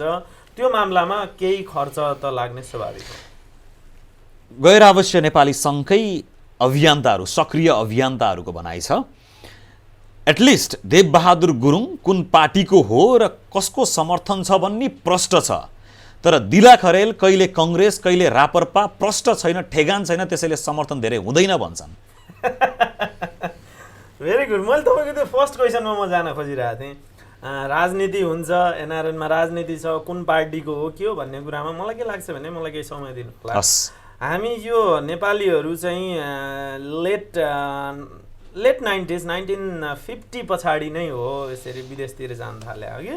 अनि यो डायस्पोरामा नेपाली कम्युनिटीको सेटलमेन्ट अझै 1980s पछि हुन थाल्यो अघि। अनि चाहिँ नेपालको जब मान्छे विदेश बस्छ नेपालको धेरै माया लाग्ने, दे वर इमोसनली एट्याच, नेपाललाई केही गरौँ कसो गरौँ भन्ने हुँदाखेरि चाहिँ तपाईँ मान्नुस् नमान्नुस् सबै नीतिहरूको मूल नीति चाहिँ राजनीति हो। हजुर। त्यसो हुनाले अनि त्यो राजनीतिक लिडरसिप मार्फत आफ्नो इमोसन्सलाई फिलिङ्सलाई चाहिँ मानिसहरूले इन्कर्पोरेट गर्न खोजे। त्यो गर्न खोज्दाखेरि त्यहाँका लिडरहरू चाहिँ कुनै न कुनै पोलिटिकल पार्टी मार्फत एक्जिक्युटिभ जो प्राइम मिनिस्टरको लिडरसिपमा भन्छ गएका हुन्छन् हजुर। इलेक्सन जितेर। त्यसपछि त कुनै न कुनै पार्टीसँग उनीहरू अफिलिएटेड हुन पुगे र आफ्नो आफ्नो आइडिया जता मिल्छ त्यो आइडियासँग उनीहरू नजिक भएर बाँडिँदाखेरि विभिन्न पार्टीको छाहारीभित्र रहन पुगेको कुरा सही हो। हजुर। र अस्ट्रेलियामा पनि त्यो सङ्केत छ। तपाईँलाई प्रष्ट रूपमा भनौँ, अस्ट्रेलियाको कानुन अनुसार कुनै पनि नेपालका राजनीतिक दल राजनीतिक दलीय हैसियतमा रजिस्टर हुन पाउँदैन, पाइँदैन। हजुर। कुनै पनि पार्टीको यहाँ प्रतिनिधित्व छैन कानुनी रूपमा। हजुर। त्यसरी भन्न सकिन्छ अघि। तर मान्छेको मन हो, भावना हो, र त्यो मन र भावना पोख्ने क्रममा मैले अघि नै भने लिडरसिपसँग कनेक्ट हुनुपर्ने नेपाललाई दिनै कुरामा पनि नेपाली कङ्ग्रेस पार्टी पुरानो पार्टी हो, नेपाल कम्युनिस्ट पार्टी छ अर्को फ्याक्टरको रूपमा, क्लासिकल एन्ड ट्रेडिसनल फोर्स तपाईँले भनेको राप्रपा भयो, नयाँ पार्टीहरू आउँदैछ, विवेकशील साझा छ, अरू पार्टीहरू पनि आइरहेका छन्। र तपाईँले भनेको कन्टेक्स्टमा देवबहादुर गुरुङलाई एउटा पार्टीको क्लियर समर्थन छ, त्यहाँबाट आउनुभएको लास्ट इयर हामी पनि यहाँ बाँडिनु पर्यो। म आफैमा I do not literally believe in any political philosophy given कुनै सबै नीतिको मूल नीति राजनीति हो, त्यो म मान्दछु। नेपाली कङ्ग्रेसले भन्ने समाजवाद, नेपाल कम्युनिस्ट पार्टीले भन्ने मार्क्सवाद र समाजवाद, यी बाद मात्रै हुन्, यी कुनै पनि प्राप्त गर्न सकिन्न। That was ideal statement. म फेरि कुनै पार्टीको सँग आबद्ध छैन अथवा मेरो कुनै पार्टीसँग एफिलिएसन त्यस्तो छैन भनिरहँदा पछि चाहिने तपाईँका समर्थनहरू फेरि पछि हट्न सक्छन् नि। एब्सोल्युटली। म यसमा पनि फन्डामेन्टल्ली क्लियर गर्न चाहन्छु। तपाईँले भन्नुभयो डिला खरेलको क्लियर छैन भन्ने कुरामा मेरो के हो भने कुनै पनि राजनीतिक आबद्धता छैन। म गुण र दोषको आधारमा नेपालमा रहनुभएका राजनीतिज्ञहरूसँग मैले दिने मात्रै सवालमा नेपाल बाहिर बस्ने एनआरएन्सहरू मार्फत उहाँहरूलाई नेपाल सरकारको मार्फत नेपाल र नेपालीलाई के दिन सकिन्छ भन्ने सवालमा चाहिँ उहाँहरूसँगको रिलेसन हुन्छ, कुराकानी हुन्छ, र डिफ्रेन्ट पार्टीका लिडरहरूसँग रिलेसनसिप हुन्छ, कुराकानी हुन्छ। र मेरो चाहिँ क्लियरली, भेरी भेरी क्लियरली कुनै पनि राजनीतिक दलमा अन्धभक्त भएर समर्थन छैन, आबद्धता छैन। तर गुण र दोषका आधारमा डिफ्रेन्ट पोलिटिकल पार्टिजका लिडरहरूसँग र गभर्मेन्टका एक्जिक्युटिभहरूसँग कुरा हुने गर्दछ, मिलेर धेरै काम पनि हुने गर्दछ। र क्लियरली भन्नुपर्दा हामी पनि त्यही समुदायमा छौँ अस्ट्रेलियामा। मैले अघि नै भने पोलिटिकल्ली लिगल स्ट्याटस कुनै पनि नेपाली पोलिटिकल पार्टीको यहाँ हामीले प्रुभ गर्न सक्ने स्थिति मन वचन कर्मले एमाले, मन वचन कर्मले नेकपा, मन वचन कर्मले कङ्ग्रेस, मन वचन कर्मले राज संस्था समर्थनवादीहरू यहाँ छन्। र त्यो मन वचन कर्म मिलिसकेपछि पार्टीको लागि अफिसियल रजिस्ट्रेसनको सायद आवश्यकता पर्दैन। त्यो भावना एक्सप्रेस गर्ने कुरा हो, धेरै ठिक छ। त्यसमा बाँधिएर बसेर नि नेपालको लागि काम गर्नुहुन्छ भने त्यो नराम्रो कुरा होइन। यो पार्टीगत बहसलाई मैले अब अलिकति छेउमा राखेर केही तपाईँका योजना र भिजनहरूलाई पनि म सुन्न चाहे दुवैलाई सठिक समयमा भनिदिनु होला। म देवबहादुर गुरुङजीबाटै सुरु गर्न चाहे। विद्यार्थी सम्बन्धी चाहिँ के छन् तपाईँका योजनाहरू? एकदमै सही कुरा हो। मैले यसलाई सुरु गर्नुभन्दा पहिला म के भन्न चाहन्छु भनेदेखि विद्यार्थीहरूको समस्यालाई कति व्यक्तित्वहरूले भन्नुभयो कि त्यो हाम्रो अब्लिगेसन होइन भन्ने किसिमको एउटा त्यो खालकोहरू पनि दिँदै गर्दा मलाई दुःख लाग्यो। हामी चाहिँ जुन ठाउँबाट आयो त्यसलाई भुल्नु हुँदैन, किनभने धेरै जसो म के भन्न चाहन्छु भने 98-99% नै धेरै चाहिँ विद्यार्थी भएर नै आएको छ। गर्दाखेरि उहाँहरूको यो स्ट्रगल गर्ने जति राम्रो तरिकाले उहाँले चाहिँ अब भनौँ न त्यो जुन तरिकाले चाहिँ उहाँहरू सक्सेस भयो त्यो आफ्नो ठाउँमा छ। जति स्ट्रगल भइरहेको छ उहाँलाई सपोर्ट गर्ने, त्यसमा चाहिँ मेरो एकदम 100% मेरो चाहिँ सपोर्ट हुन्छ नै, अनि भइरहेको छ, गरि पनि राखेको छु। जस्तै यो गतिविधि चाहिँ म गर्छु विद्यार्थीको लागि भन्ने अलिकति सठिकमा हामी बुझ्न चाहन्छौँ। विद्यार्थी भाइ बहिनीहरूको समस्या भनेको चाहिँ मैले देखेको विशेष गरेर चाहिँ उहाँहरूलाई चाहिँ अलिकति अवेरनेस, विदेशमा गएर रुखबाट पैसा फल्छ भन्ने खालको एउटा मेन्टालिटीले आएको हो कि जस्तो मलाई त्यो फिल भयो। गर्दाखेरिमा यो विदेशमा गएर विदेशको लाइफ के छ त भनेर यसको विषयमा अवेर गराउन एकदमै जरुरी छ। अनि त्यसैको लागि हामीले चाहिँ टिमले नै भनौँ मेरो मेरो मेरो प्रपोजल हो पक्कै त्यसको लागि चाहिँ मैले त्यो चाहिँ दाबी गर्न सक्छु। यो pre deployment pre departure training awareness training चाहिँ इज मस्ट के एनआरएनले गराउँछ या नेपाल सरकारसँग मिलेर म्यान्डेटरी हुनुपर्छ भनेर यसको विषयमा 2-3वटा मिटिङ हामीले एम्बासीमा चाहिँ बसिसकेको अवस्था छ। हजुर। अनि यो बस्दै गर्दाखेरिमा चाहिँ यसको लागि चाहिँ कोअर्डिनेसन गर्नलाई एम्बासी नेपाल सरकार हुने नै भयो, एम्बासी इभन हाम्रो एजुकेसन मिनिस्ट्री, अस्ट्रेलियाको डिपार्टमेन्ट फरेन अफेयर्स, नेपालकै फरेन मिनिस्ट्री, एजुकेसन डिपार्टमेन्ट अनि एनआरएनए आइसिसी एनसिसी आइसिसी यो किसिमको कम्बाइन एफोर्ट गरेर चाहिँ त्यो खालको एउटा चाहिँ ट्रेनिङ इन्स्टिट्युट चाहिँ हामीले एनआरएनए आइसिसीकै हेडक्वार्टरमा राखेर हजुर त्यसलाई चाहिँ अफिसियली त्यसलाई चाहिँ अगाडि बढाउनुपर्छ भन्ने मेरो त्यो सोच छ। त्यसमा चाहिँ नि विद्यार्थी प्यारेन्ट्स उहाँले चाहिँ एटेन्ड गरेर कम्पलसरी एटेन्ड गर्ने विद्यार्थी र प्यारेन्ट्सको लागि प्री डिपार्चर इन्फर्मेसन सम्पूर्ण जानकारीहरू गराउन चाहनुहुन्छ। विशेष गरी तपाईँको मुद्दा छ विद्यार्थी सम्बन्धी तपाईँको भिजन के छ? That was a very good idea. It's a brilliant idea.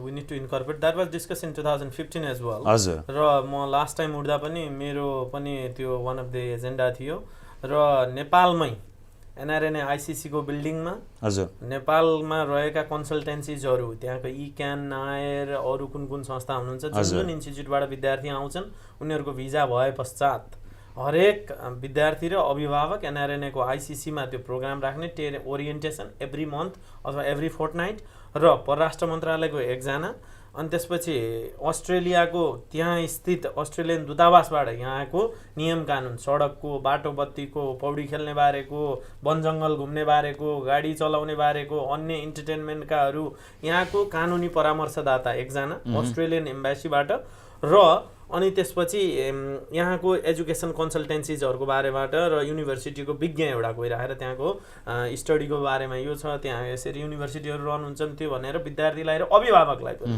त्यो जानकारी दिने र एउटा मैले चाहिँ स्टुडेन्ट 2015 को भिजन हो उहाँले अबको प्रेसिडेन्टशिपमा मैले त्यो कुरालाई अगाडि बढाउँछु एटलिस्ट भन्नु भएको छ तपाईको पनि लगभग त्यही नै आइडिया छ एउटा त्यो त्यहाँ हुँदा त्यो भयो हजुर यहाँ आइसकेपछि मैले डे 1 देखि भन्ने गरेको छु NCC has put a lot effort for students issues, right?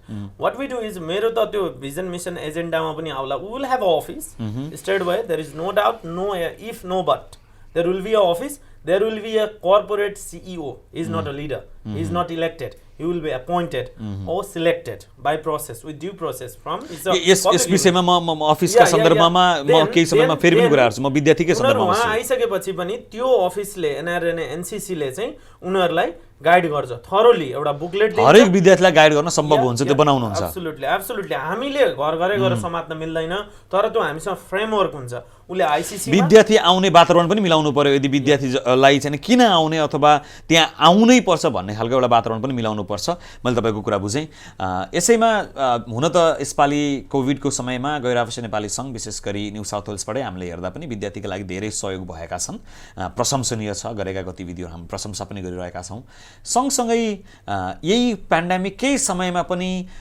कति विद्यार्थीहरू अलिकति खुसी नभएको अनि वितृष्णाहरू पनि जाहेर गरेको पनि देखियो विद्यार्थीहरू पूर्ण रूपमा खुसी हुन नसकेको हो कि एनआरएनएले पूर्ण रूपमा विद्यार्थीलाई समेट्न नसकेको हो हैन यस्तो छ अब यति धेरै विद्यार्थीहरू छन् कतिलाई अब इन्फर्मेसन नपुगेको हुनसक्छ अथवा उहाँले हामीलाई रिच गर्न नसकेको हुनसक्छ त्यो अवस्थामा अलिकति असन्तुष्टि हुनु स्वाभाविकै हो तर वास्तवमा भन्यो भने असन्तुष्टि को भन्ने कुरा मैले अहिले मलाई कसै थाहा छैन हो बाहिर कुरा भयो होला के भयो त्यो आफ्नो ठाउँमा छ तर म असन्तुष्ट भयो भनेर आएका छैनन् म मेरोमा म यो कुरामा म चाहिँ खुसी भइन भनेर भन्ने चाहिँ अहिलेसम्म कोही पनि विद्यार्थी तपाईका समक्ष या तपाईका साथी अथवा समूहको समक्ष त्यसरी आइपुगेका छैनन् म असन्तुष्ट भए भनेर मेरो नोटिसमा आएको छैन मेरो नोटिसमा आएको तपाईको कार्यकालमा तपाईको अनुभवमा तपाईको कार्यकालमा भएका राम्रा 3 गतिविधि सठिकमा भन्नु पर्यो भने के हुन् मैले अघि पनि भनेको थिएँ कम्युनिटी कन्सल्टेसन यो एकदम इफेक्टिभ भयो र अहिले फेरि हामीले चाहिँ यसलाई चाहिँ नेक्स्ट मन्थ फेरि भर्चुअल अनलाइन हामीले चाहिँ त्यो फेरि कन्टिन्यू गर्दैछौँ कम्युनिटी कन्सल्टेसन भेरी इम्पोर्टेन्ट त्यसलाई चाहिँ हामीले चाहिँ यो त्यसमा विशेष के हुन्छ अलिकति प्रष्ट अलिकति के कम्युनिटी भएको थियो के हुँदैछ र इन्टरेक्सनको अब्जेक्टिभ भनेकै कम्युनिटी लिडरहरूले चाहिँ उहाँहरूको के छ त एनआरएनएसँग चाहिँ उहाँहरूको सोच अथवा उहाँले चाहिँ कसरी किन उहाँहरू खुसी हुनुहुन्न अथवा के गर्दा खुसी हुन्छ त्यही कुरा हो एकदम बेसिक पहिलो त्यो भयो दोस्रो कुरा कम्युनिटी कन्सल्टेसन हजुर अब आगे पनि कुरा आयो यहाँ जस्तो अब अस्ट्रेलियन गभर्मेन्ट नेपाल गभर्मेन्टसँग चाहिँ लबी गर्ने भन्ने कुरो यो हाम्रो एकदमै कमजोरी छ अनि मैले यो कार्यकालमा भएको गतिविधिमै हामी छौँ नि हैन त्यसमै छु हजुर ओके त्यसमै छौँ अब त्यो भन्दै गर्दाखेरिमा हो हाम्रो नेतृत्वले धेरै राम्रो काम गर्दै आएको हजुर तर पनि हामी यो अस्ट्रेलियन गभर्मेन्टसँग चाहिँ लबी गर्न हामी चुकेकै हो यो कुरा हामीले एक्सेप्ट गर्नैपर्छ तर यो पटक के भयो भनेदेखि तपाईँको चाहिँ अस्ट्रेलियन गभर्मेन्टबाट चाहिँ जुन हाम्रो कामलाई चाहिँ एक्नोलेज भयो यसले के भन्छ भनेदेखि वी आर विथ दम हामी चाहिँ उनीहरूसँग नै छौँ अथवा उहाँले हामीलाई चाहिँ रेकग्निसन गर्नु भनेको ठुलो कुरा हो भनेको आगामी दिनमा आफ्ना आवाजहरू राख्न अझ सशक्त हुन सक्छ भन्ने तपाईको भनाइ नम्बर 3 मा जाउँ हामी सटिकमा जाँदै त्यसैमा चाहिँ एउटा के जोड्न चाहे भनेदेखि चाहिँ हजुर एउटा प्राइम मिनिस्टरकै राइट ह्यान्ड पर्सन जस्तो एकजना लेडी हुनुहुन्छ उहाँले चाहिँ मलाई फोन गरेर हामी चाहिँ अलिकति धेरै टचमा छौँ कम्युनिटीको इस्युहरूलाई चाहिँ हामी एड्रेस गर्छौँ हामीलाई थाहा छ नेपालबाट चाहिँ यति धेरै विद्यार्थी आएको छ थर्ड लार्जेस्ट स्टुडेन्ट प्रोभाइडर भन्ने कुरा पनि हामीलाई थाहा छ हाम्रो गभर्मेन्टलाई थाहा छ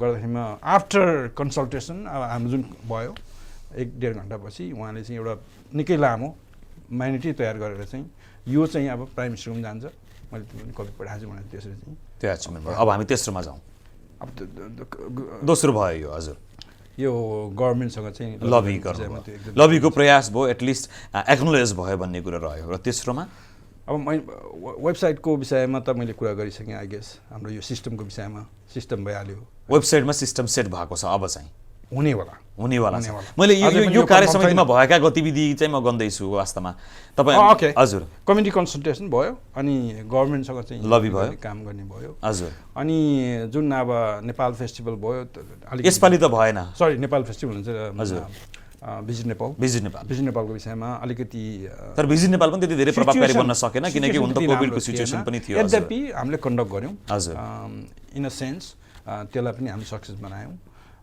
त्यो भन्दा सक्सेस भन्नु मिल्छ म यसैमा जोडेँ सबैभन्दा बढी विवादित त भिजिट नेपाल अस्ट्रेलियाको रहेको थियो नि हैन हैन यस्तो छ त्यसलाई चाहिँ विवादित बनाइदिएको त्यो बनाइदिएको किनभने त्यो अब यति साह्रो म मिडियालाई के अनुरोध गर्छु भनेदेखि सत्य तथ्य लेख्नुपर्छ मिडियामा चाहिँ एउटा धर्म भन्ने कुरा छ नि हजुर त्यो कहिले पनि भुल्नु हुँदैन कसैलाई चाहिँ अब यतिसम्म पनि लेखिदियो कि राहत नपाएर चाहिँ झुन्डेर मऱ्यो सुसाइड गर्यो भने लेखियो भनेपछि यति साह्रो चाहिँ घटित हुनु जरुरी छैन हामी यो समाजमा हामी बाँध्नु छ होइन यो यहीँ नै हामी गर्नुपर्ने छ भनेदेखि कसैलाई तल पारेर कसैलाई माथि लान्छु भन्ने किसिमको म यसैमा हामी अघिकै गतिविधिमा छौँ हामीले तेस्रो गतिविधि तपाईँले भन्दै हुनुहुन्थ्यो यस कार्यकालले गरेको त्यसमा चाहिँ अब पेन्डेमिकमा एकदमै ठुलो अब जुन काम भयो राहत कार्यक्रम यो त यसलाई मैले एक्सप्लेनेसन गर्न जरुरी छैन तर पनि म एउटा के कुरा भन्न चाहन्छु मैले सुनेको कुरा एनआरएनले सानो प्याकेट राहत दियो भनेर चाहिँ अलिकति तुच्छ तरिकाले कोही व्यक्तित्वहरूले चाहिँ भनेको मैले त्यस्तो कुरा सुने गैर आवश्यक नेपाली सङ्घ अस्ट्रेलियाले अहिलेको कार्यकाल विशेष गरी उहाँको नेतृत्वमा भएका यी 3 गतिविधि र उहाँले भनेका चिजहरूमा तपाईँ सहमत हुनुहुन्छ हैन त No, I'm not. I'm completely not. किन No, he is engaged. He has put his effort all out. I respect that. But the delivery and the result given the students and the pandemic support package was condemnable. Is very good, appreciated. Right. The other thing, the 1, 2, 3, 4, 5, what he has done and current executive done, even he couldn't tell clearly. Right. So I am not convinced. यो मात्रै हुन सक्दैन. लिडरशिपले example दिने गरी एक्जेम्पलरी काम गर्न सक्ने अवस्था हो यो. अहिले गर्न नसकिने भनेको मास मात्रै जम्मा गर्न नसक्ने हो. त्यो भन्दा अरु सबै काम गर्न सकिन्थ्यो. टीओआर बनाउने, डकुमेन्ट बनाउने, वेबसाइट बनाउने, सिस्टम बनाउने, तपाईको इमेल कम्युनिकेसनहरु होइन. हामी कहाँ छौं? आईसीसी ले के गरिरहेछ, एनसीसी ले के गरिरहेछ, भोलिको हाम्रो एजेन्डा के हो, कम्युनिटीलाई कहाँ लाने भन्ने community consultation what was that for? only having few people and talking and have a coffee or lunch and go get out? No. Where is the productivity? Where is the result? Community के leaders. देखाउनका लागि मात्रै गतिविधि भएका थिए What is the भनेपछि हो result? होइन यस्तो छ त्यसमा मलाई भनिदिनु न व्हाट इज द रिजल्ट यति यसैमा जाउँ के थियो रिजल्ट ठिक छ भाइले आफ्नो खण्डन गर्ने आफ्नो बुझाइ उहाँको हो त्यसलाई मैले चाहिँ केही म त्यसलाई चाहिँ एनआरएम आपत्ति बुझेको राख्दिनँ। मान्छे यत्रो लामो समय एनआरएममा लागेको मान्छे उहाँ तपाईँ पनि त गफ मात्रै दुई टर्म भयो एक्जिक्युटिभमा थियो भन्ने कुरा त भुल्नु भएन नि भएन। भुल्नु भएन नि हजुर। गर्दा त्यो कार्यकालमा के भयो भनेर सोध्नुहोस् न exactly. त्यो यस्तो यस्तो म कुराहरू भन्न धेरै सक्छु। छन् भन्नुहोस् ल Yeah, 15-17 मा I was treasurer. हजुर I injected the financial reporting, right? NRN मा 18 वटा खाताहरू थिए त्यति बेलासम्म NRN मा पैसा हुने मान्छेको संस्था हो यो धनीहरूको संस्था हो NRN मा पैसा हुन्छ भन्थे I was the one I transparently shows the report legal and valid report to the public with 18 accounts हजुर right ट्रेजरर हुँदा फाइनान्शियल ट्रान्सपेरेन्सी र मेकानिजम बनाउनेमा मैले काम गरेँ र त्यो गत कार्यकालमा हुन सकेन फेरि अहिलेको ट्रेजरर अनिल पोखरेलले एब्सोल्युटली डुइङ गुड उहाँले त्यो लिगेसी क्यारी गर्नु भएको छ उहाँलाई थ्याङ्क यू भन्न चाहन्छु म यहाँबाट नै एउटा त्यो सुरु भयो अरू पनि भयो त्यही बेलामा मैले नै अफिसियल्ली टिमलाई त्यो क्रेडिट अभियसली जान्छ तर म त्यो क्षेत्रमा अध्ययन गर्ने त्यही क्षेत्रको मान्छे भए हुनाले यसलाई डिजिआर रेसिपिएन्ट बनाउनु पर्छ ट्याक्स डिडक्टिबल बनाउनु पर्छ भनेर 2015-17 मै एसिएनसी मा एप्लिकेसन लन्च गरेको र त्यसको एक्नोलेजमेन्ट पनि आयो हामीलाई अनि त्यसपछि यो एनएसडब्ल्यू मा मात्रै दर्ता भएको संस्था त्यहाँबाट हामी चाहिँ सुरु भयो अब यसलाई नेशनल लेभलको बडी बनाउनु पर्छ भनेर र त्यही 15-17 बाट गिभन म ट्रेजरर हुँदा नै अब यसलाई एसिकमा लाने भनेर हामीले सुरु गरौँ र त्यो पनि त्यति बेलाको जेनरल सेक्रेटरी टोनु गदाने हुनुहुन्थ्यो उहाँकै रोभरमा उहाँले जिम्मा लिनुभयो म त्यसको त्यो सब कमिटीको सेक्रेटरी भएर यसलाई एसिकमा लानुपर्छ भनेर काम त्यहाँबाट सुरु भयो र म स्पोक्स पर्सन भएर आएँ अर्को कार्यकालमा र मैले के गरेँ भने त्यति बेला एनआरएन अस्ट्रेलियाले गर्ने गतिविधिहरू न्युज लेटरको मार्फत बाहिर जानुपर्छ भनेर हरेक 3-3 महिनामा न्युज लेटर निकाल्ने प्रयास गरेँ मैले र 2 वटा सक्सेसफुल अहिले पनि वेबसाइटमा रेकर्डेड छन् अघि त्यो आइडियाहरू चाहिँ इन्जेक्ट गर्ने काम भएको हो र म चाहिँ केमा विश्वास गर्दिनँ भने लेट्स टक द टकमा म विश्वास गर्दिनँ कम्युनिटी कन्सल्टेसनका नाममा लिडरहरू जम्मा गर्ने नाममा के का लागि त त्यसबाट हामीले प्राप्त गर्छौँ के रिजल्ट के हुन्छ हामीले स्टुडेन्टका लागि यति गर्छौँ भनेको छ एनआरएन अस्ट्रेलियाले अहिलेसम्म एउटा स्टुडेन्ट बुकलेट बनाउन सकेको छैन यो लज्जाको विषय होइन अझै पनि हामी यसमा गफ गर्ने र अर्को कार्यकालमा मेरो एजेन्डा यो छ भनेर हिँड्ने यो लज्जाको विषय हो त्यो हुनु हुँदैन तपाईले अघि भने जस्तै रिजल्ट चाहिँ के भयो तपाईहरु कन्सल्टेसन त गर्नुभयो त्यसको नतिजा के निस्क्यो म त्यहाँ आउँदैछु हजुर अब मैले चाहिँ डिला भाइले जस्तो म त्यसरी चाहिँ हैन तपाईले कार्यकालले केही गरेन यस्तो म त्यसरी भन्न चाहन्छु केही गर्यो हाम्रो टिमले काम गरेको छ उहाँको भनाइ प्रष्ट छ उहाँले केशव कणेलको लिडरशिपमा केशव कणेल प्रेसिडेन्टको लिडरशिपमा उहाँ आफै पर्सनली कति इन्भल्भ भयो त्यो आफ्नो ठाउँमा छ कसरी काम गर्यो भन्ने कुरा आफ्नो ठाउँमा छ तर एनआरएन अस्ट्रेलियाको 2019-21 को टिमले काम गरेको छ भन्ने कुरा म दाबी गर्छु अब म के भन्छु काम गरेको छ उहाँले त्यही भन्दै हुन्छ उहाँले केही काम गर्यो तर यो एउटा एउटा इन्ट्रेस्ट हुँदै गर्दाखेरिमा त्यो भन्ने क्रिया हो म त्यसरी बुझ्छु त्यो भनेपछि एलिगेसन लगाउनको लागि मात्रै लगाइयो मैले त्यसरी बुझ्छु है उहाँले त्यही भन्दै हुनुहुन्छ फेरि ठिक छ उहाँले भन्न पाउनु भयो नि फेरि ठिक छ तर म त विथ प्रुफ म के भन्छु भन्दै हैन जुन एउटा कुरा चाहिँ उहाँको कार्यकालमा यो पेन्डेमिकमा राहत कार्यक्रम चाहिँ असाध्यै राम्रो भयो गर्नुपर्ने थियो धेरै राम्रो मुक्त कण्ठले प्रशंसा गर्दछौँ तर अन्य सेक्रेटेरिएटका कामहरू डकुमेन्टेसनको कामहरू वेबसाइट डेभलपमेन्टको कामहरू स्टुडेन्ट बुकलेट बनाउने कामहरू हामीले अघिल्लो कार्यकालमै यो गर्नु भनेर लेखेरै छोडिदिएको छ त क्यारी ओभर गर्नु पर्यो नि त्यसलाई हैन यी कामहरू चाहिँ केही पनि भएनन् अहिलेको सेक्रेटेरिएट टोटल फेल्युर भएर मैले भनेको कारण त्यो गिभन पेन्डेमिकमा उहाँ आफै लागेर उहाँका आइडियाजहरू एकदमै प्रशंसनीय छन् तर सन्तोष गर्ने ठाउँ छैन with fact proof and result यो भएन भन्ने हैन उहाँले हामीलाई अघि भन्दै हुनुहुन्थ्यो खास गरी रिजल्टको विषयमा उहाँले भन्दै हुनुहुन्थ्यो पहिला हामी म भन्छु जस्तो अब हाम्रो एनआरएनएको कमजोरी यहीँ छ क्या हामी चाहिँ ठुल्ठुलो कुरा गर्छौँ ब्याङ गोली हान्दै जाने त्यसको पछि त्यसको के ब्याकफायर के हुन्छ भनेको सोच्दैनौँ कि मेरो अनुभव मेरो एक्सपिरियन्स एनआरएनमा के हो भनेदेखि हामीले मन जित्नुपर्छ कम्युनिटी कन्सल्टेसनको उद्देश्य त्यो मैले कम्युनिटी लिडर्सहरूलाई किन हामी एनआरएम ल्याउन सक्दैन हामी कसरी मन जित्न सक्छौँ त्यहाँबाट जस्तै रिजल्ट के भयो रिजल्ट म भन्दैछु म आउँदैछु रिजल्टमा त्यसरी चाहिँ हामीले चाहिँ नि मन जित्दै गर्दाखेरिमा पेन्डेमिक भयो नि, त्यो त हामीले आऊ भनेर आएको त होइन। होइन कम्युनिटीले कतिको सपोर्ट गर्यो त्यो भुल्न हुन्छ? बोल्नु हुँदैन।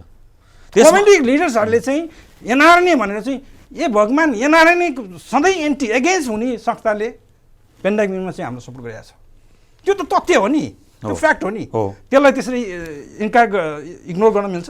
त्यसलाई हामीले खुलेर जुन संस्था कहिल्यै पनि एनआरएनए प्रति यो पोलिटिकल अर्गनाइजेसन यो यस्तो हो, यो जहिले पनि नेगेटिभ थियो, तर पेन्डेमिकमा आएर मैले त के भन्छु भनेदेखि कम्युनिटी कन्सल्टेसन इन्टरेक्सनको इफेक्ट हो त्यो, त्यसरी म ठोकेर भन्न चाहन्छु।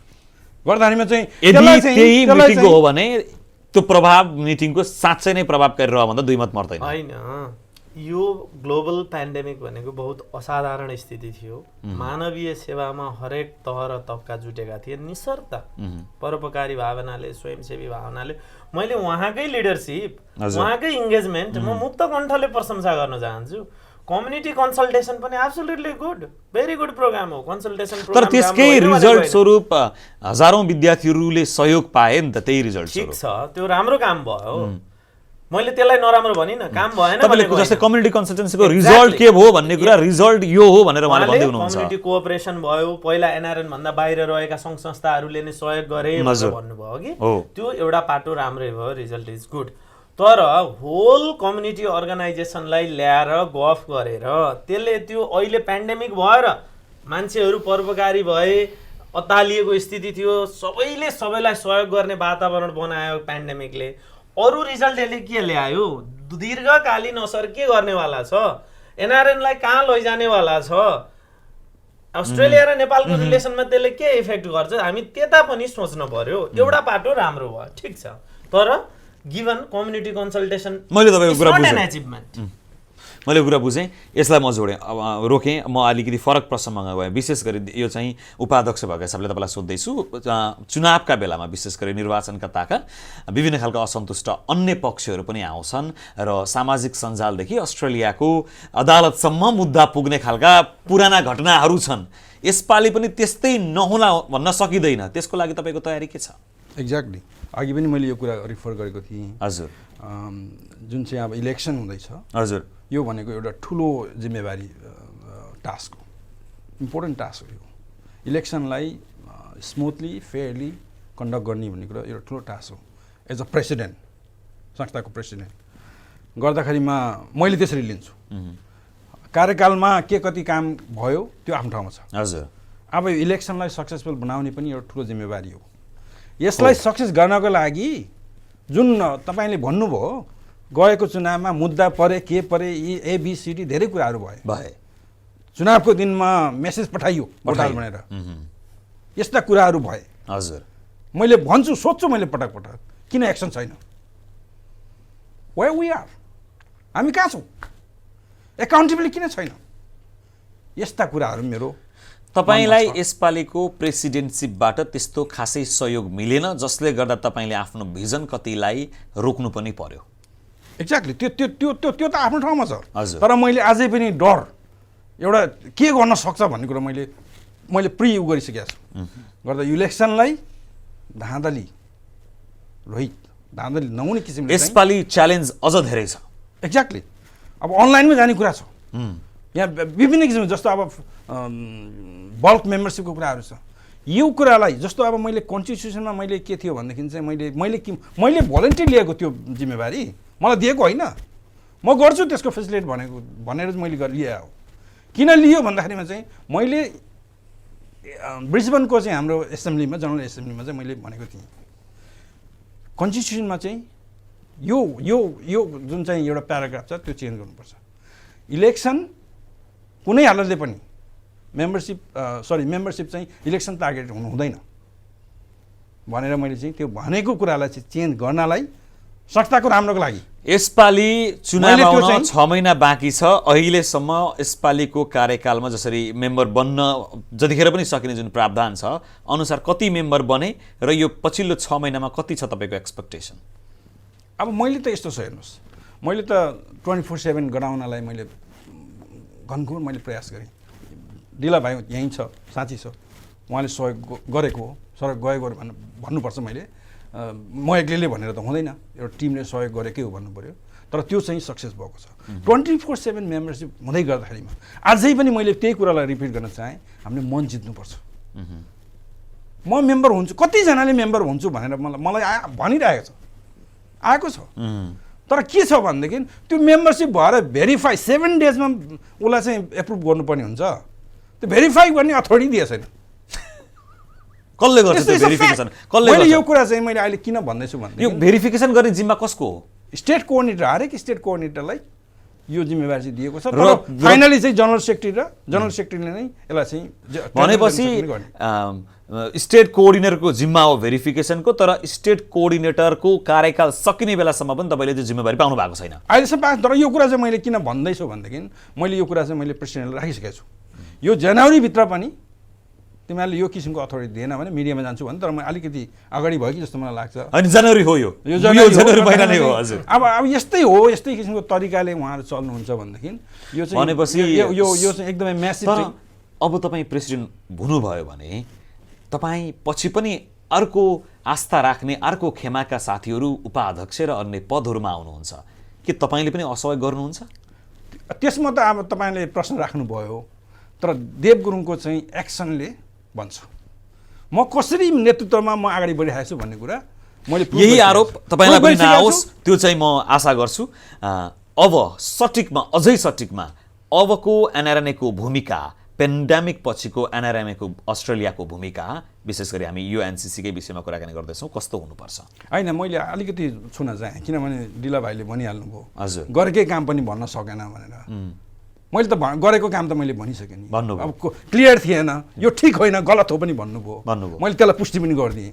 होइन मैले गलत भनिनँ, गलत होइन भनिनँ, अब यही यहीँ सब रेकर्डेड छ चाहिँ गर्दाखेरि यसलाई हामी ब्याकफोर्थ नगरौँ होइन त्यो कुरा सबै त्यहीँ छ गर्दाखेरि चाहिँ हामीले चाहिँ बोल्दै गर्दाखेरिमा कतै आफूलाई नै त्यो ब्याकफायर हुन्छ भन्ने कुरा चाहिँ गर्नु हुँदैन होइन त्यो कुरा हामी एउटा लिडरसिपमा जति गइसक्यो काम हुनु पर्थ्यो भएन मेरा पूर्ण गर्दा असहमति छन् पेन्डेमिकमा चाहिँ नि जुन मैले भनिहालेँ हाम्रो डेलिगेसनदेखि लिएर यो 30 रुटिन कार्यक्रमहरू 30 पनि एकदमै भव्य भएको होइन त्यहाँपछि कम्युनिकेसन मैले भनिहालेँ फेरि पनि दोहोऱ्याउन चाहेँ भिजिट नेपाल पनि हामीले गरियो त्यो पछि एउटा प्यारेन्ट पिकनिक चाहिँ एकदमै यो यति म्यासिभ भयो यो पटकको गएको उसमा चाहिँ होइन एकदमै ठुलो सटिकमा अबको कार्यकालको भूमिका कस्तो हुनुपर्छ अबको कार्यकाल सटिकमा तपाईँले आफ्नो एजेन्डा दिइसक्नु भएको छ अब म सटिकमा क्लोजिङ लाइन स्वरूपमा जान्न चाहन्छु अबको एनआरएनएको भूमिका कस्तो हुनुपर्छ चाहे नेतृत्व तपाईँको होस् नहोस् होइन मैले फेरि त्यो हाइको त बिराएँ नि मैले त्यो त छुनै पऱ्यो नि मैले पेन्डेमिकमा जे काम गरेँ नि मैले अझै त्यही वर्डमा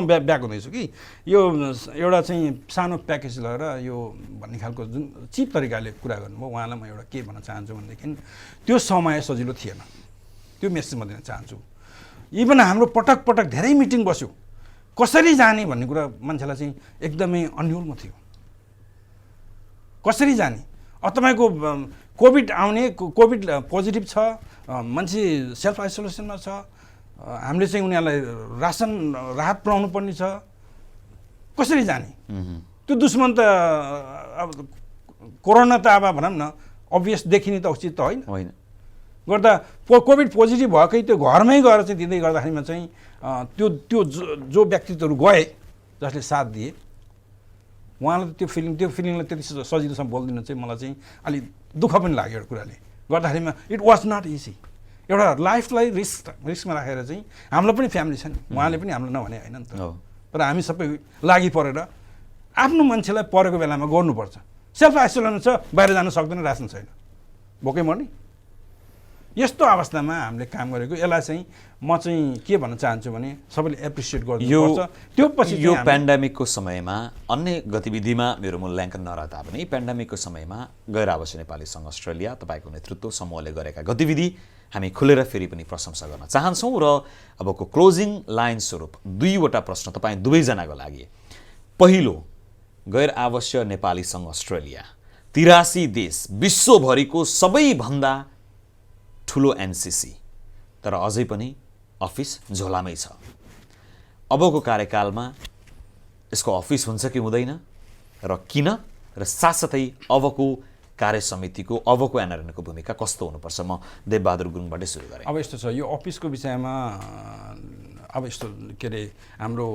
प्रेसिडेन्ट क्यान्डिडेट हाम्रो दिनेश पोखरेलज्यू उहाँले पनि त्यो कुरा उठाएकै हो, उहाँको एजेन्डा पनि हो। उहाँको एजेन्डा भनेको मेरो पनि एजेन्डा हो। हामीले चाहिँ त्यो हुनुपर्छ भन्ने कुरामा त्यो लाइनमा थियौँ। तर आई गेस हाम्रो करेन्ट प्रेसिडेन्ट उहाँको चाहिँ नि सोच आफ्नो ठाउँमा छ, म फेरि पनि खण्ड गर्न चाहदिनँ। त्यो चाहिँ अगाडि बढ्न सकेन। तर पनि मैले प्रयास चाहिँ मैले गरेकै हो।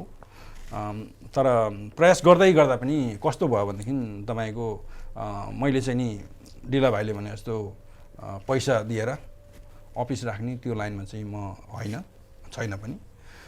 मैले चाहिँ अफिस राख्ने जुन चाहिँ नि एउटा वर्केबल होस्। अनि मैले चाहिँ के पहल गरेको भने मैले अब हाम्रो अनरेरी कन्सुलेट जनरल दीपक दाई हुनुहुन्छ, उहाँले सुनिराख्नु भएको छ। गर्दाखेरिमा उहाँलाई मैले एउटा के रिक्वेस्ट गरेको थिएँ भनेदेखि तपाईँकै अफिसमा अनरेरी कन्सुलेट जनरलको अफिस, त्यहाँ धेरै व्यक्तिहरू आउँछन् र एनआरएनको पनि एउटा अफिस त्यहीँ नै गर्दाखेरिमा चाहिँ राम्रो होला भन्ने एउटा चाहिँ मैले गरेको थिएँ। त्यसको चाहिँ नि पछि त्यसको चाहिँ कुरा भयो, तर त्यसको चाहिँ रिजल्ट नआइसकेको अवस्था छ। तर म एकदम पोजिटिभ छु। अबको कार्यकालमा तपाईँको पहल कदमै रहन्छ होइन? एकदम हुन्छ पनि। त्यो कुरा चाहिँ म ठोकेर भन्न चाहन्छु। अफिस हुन्छ यदि गिभन द अपर्च्युनिटी मलाई नेतृत्वमा। किनभने मैले के भन्न चाहन्छु भनेदेखि यो अघिको कुरा फेरि जोड्न चाहेँ। डिला भाइलाई चाहिँ यदि उहाँ नेतृत्वमा आउँदै गर्दा तपाईँ के भन्ने कुरा राख्नुभयो, डिला भाइ मात्र होइन समग्रमा सबैलाई।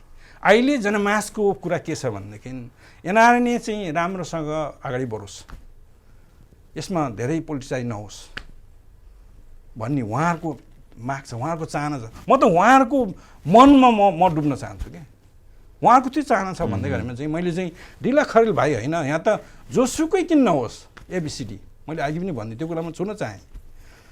उहाँहरूले चाहिँ ल ठिक छ, अब मैले यति कमिटमेन्ट गरिसकेँ र यो संस्थालाई यो ढङ्गमा लान सक्छु भनेर हाम्रा केही व्यक्तित्वहरूलाई, सबैलाई पनि होइन, यहाँ एनआरएनएका अभियन्ताहरू हुनुहुन्छ, उहाँलाई 20-30 जनालाई चाहिँ उहाँले कन्भिन्स गराउन सकोस्। म देव गुरुङलाई चाहिँ म पोजिसन ऊ चाहिँ होइन, ओके उहाँले गर्छ, सकेन भने देव गुरुङ फेरि गर्न तयार हुन्छ। त्यो खालको मेन्टालिटी भएको म पोजिटिभ म सोच्छु। तर गर्नु पर्यो भनेर चाहिँ गर्न पनि नगर्ने, गर्न पनि नदिने, त्यस्तो खालको मेन्टालिटी भएको लिडरसिप चाहिँ नि नआओस् भन्न चाहन्छु म।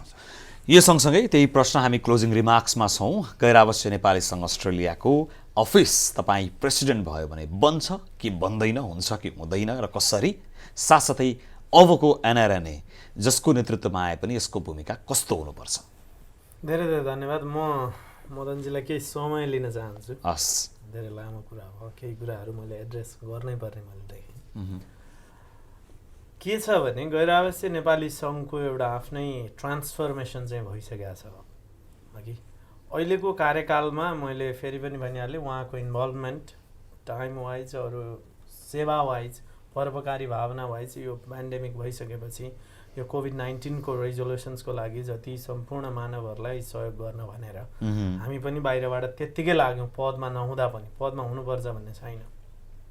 डोनेसन दिएर होस्, डेलिभरी गरेर होस्, फोनबाट कन्सल्टेसन गरेर होस्, अनलाइन सुझावहरू दिएर होस्, अनलाइन भेटेर होस्, हामीले पनि त्यत्तिकै सहयोग गऱ्यौँ र त्यो एकदमै राम्रो काम भइहाल्यो। मेरो असहमति कहाँनिर मात्रै हो भने एडमिनमा, डकुमेन्टेसनमा र सेक्रेटेरिएट डेभलपमेन्ट। हामीले यो बुझ्यौ, तपाईले 3 पटक भनिसक्नु भएको छ, मैले बुझेँ। हैन, त्यसमा मेरो पूर्ण असहमति छ। अन्यथा अरू कुनै गलत नबुझिदिनु होला। त्यो मेरो जति गर्न सकिन्थ्यो भएन र अहिलेको सेक्रेटेरिएट गिभन इज भिपी प्रेसिडेन्टदेखि अहिलेको एक्जिक्युटिभले त्यसमा बढी महत्त्व र प्रभावकारी काम गर्न सक्थ्यो। त्यसमा उहाँहरू र अहिलेको कार्यकाल चुकेकै हो, स्पेसल्ली सेक्रेटेरिएट। मैले त्यो भने अघि अरू अनगोइङ बिजनेसहरूको लागि पनि जति हुन पर्थ्यो चाहिँ भएको छैन। जस्तो एन्टरप्रेन्योर कन्फरेन्स कन्टिन्यू भएन, न्युज लेटर कन्टिन्यू भएन, financial reporting is continued which is very good. मैले अघि नै पनि जोडिहालेँ। यी कुराहरूको त लिगसी क्यारी ओभर गर्नु चाहिँ आउने नेतृत्वको जिम्मेवारी हो। त्यो जिम्मेवारीमा उहाँहरू देखिनु भएन, एकाउन्टेबल रहनु भएन, अथवा कामको डेलिभरी र काम गर्न खोजेको जस्तो देखिएन भन्ने कुरा हो। दोस्रो, मेम्बरसिपको सवालमा कन्स्टिट्युसनको त्यो कमिटीमा त्यो यो एनआरएन भनेकै भोलिन्टियरली जिम्मा लिनुभयो, विलफुल्ली, होल हार्टेडली सबैले त्यही गर्ने गर्छन्। अघि उहाँले त्यसको कोअर्डिनेसन गर्नुभयो। I was the part of the team member. थिएँ कन्स्टिट्युसनको बुँदा ओडमा उहाँहरू हामी छलफल गर्थ्यौँ र म स्पेसल्ली म त एबिसिडीमै गएर बुँदा नम्बर 1, दफा नम्बर 1, दफा नम्बर 2, उपदफा सबै चिरफार गर्नेमा मैले आफ्नो समय खर्चेको छु, अध्ययन गरेको छु, यहाँको लोकल बडिजहरूसँग डिल गरेको छु, सोलिसिटरहरूको अफिस भिजिट गरेको छु, डिफ्रेन्ट सोलिसिटरसँग कन्सल्टेसन गरेको छु र यो एसिकमा गइसकेपछि ट्रान्सफर्मेसन भएको छ। अबको यसको the organisation NRNA Australia is limited by guarantee, it's a company structure र त्यहाँ बोर्ड अफ डाइरेक्टरहरू हुनुहुन्छ, उहाँहरू धेरै रेस्पोन्सिबल हुनुपर्ने हुन्छ। इभन इलेक्सनमा जान इच्छा राखेका केही साथीहरू डिरेक्टरको क्यापासिटी डिरेक्टर हुन ब्यान्ड हुने स्थिति हुन्छ। तपाईँ फिट एन्ड प्रोपर पर्सन हुनुपर्ने हुन्छ। तपाईँले मुद्दा मामिला पर्न सक्ने कुराहरू गर्नुभयो अघि, त्यो हुनाले यसको अध्ययन गर्न बोर्ड अफ डाइरेक्टरमा भएका साथीहरूले, इच्छा भएका साथीहरूले राख्न जरुरी छ। मैले त्यो भन्दै गर्दा यसमा मेम्बर लिन पनि जो विलफुल्ली भोलिन्टियरली केही पैसा तिरेर वा नतिरिने पनि जो मेम्बर लिन खोज्नुहुन्छ, उहाँले भनेको एउटा मलाई एकदमै मन पर्यो, मन जित्नुपर्छ। मन जित्नुपर्छ, पब्लिकको मन जितेर उहाँहरूलाई लिएर आउनुपर्छ। लिएर आउँदै गर्दा they are absolutely valid now. हिजोको स्थिति होइन, अहिलेको स्थिति भनेको कम्पनी लिमिटेड बाई ग्यारेन्टीको उहाँहरू काइन्ड अफ उहाँहरू चाहिँ नट प्रफिटै हो, यो कम्पनी चाहिँ मेम्बर्स हो, they are highly valued.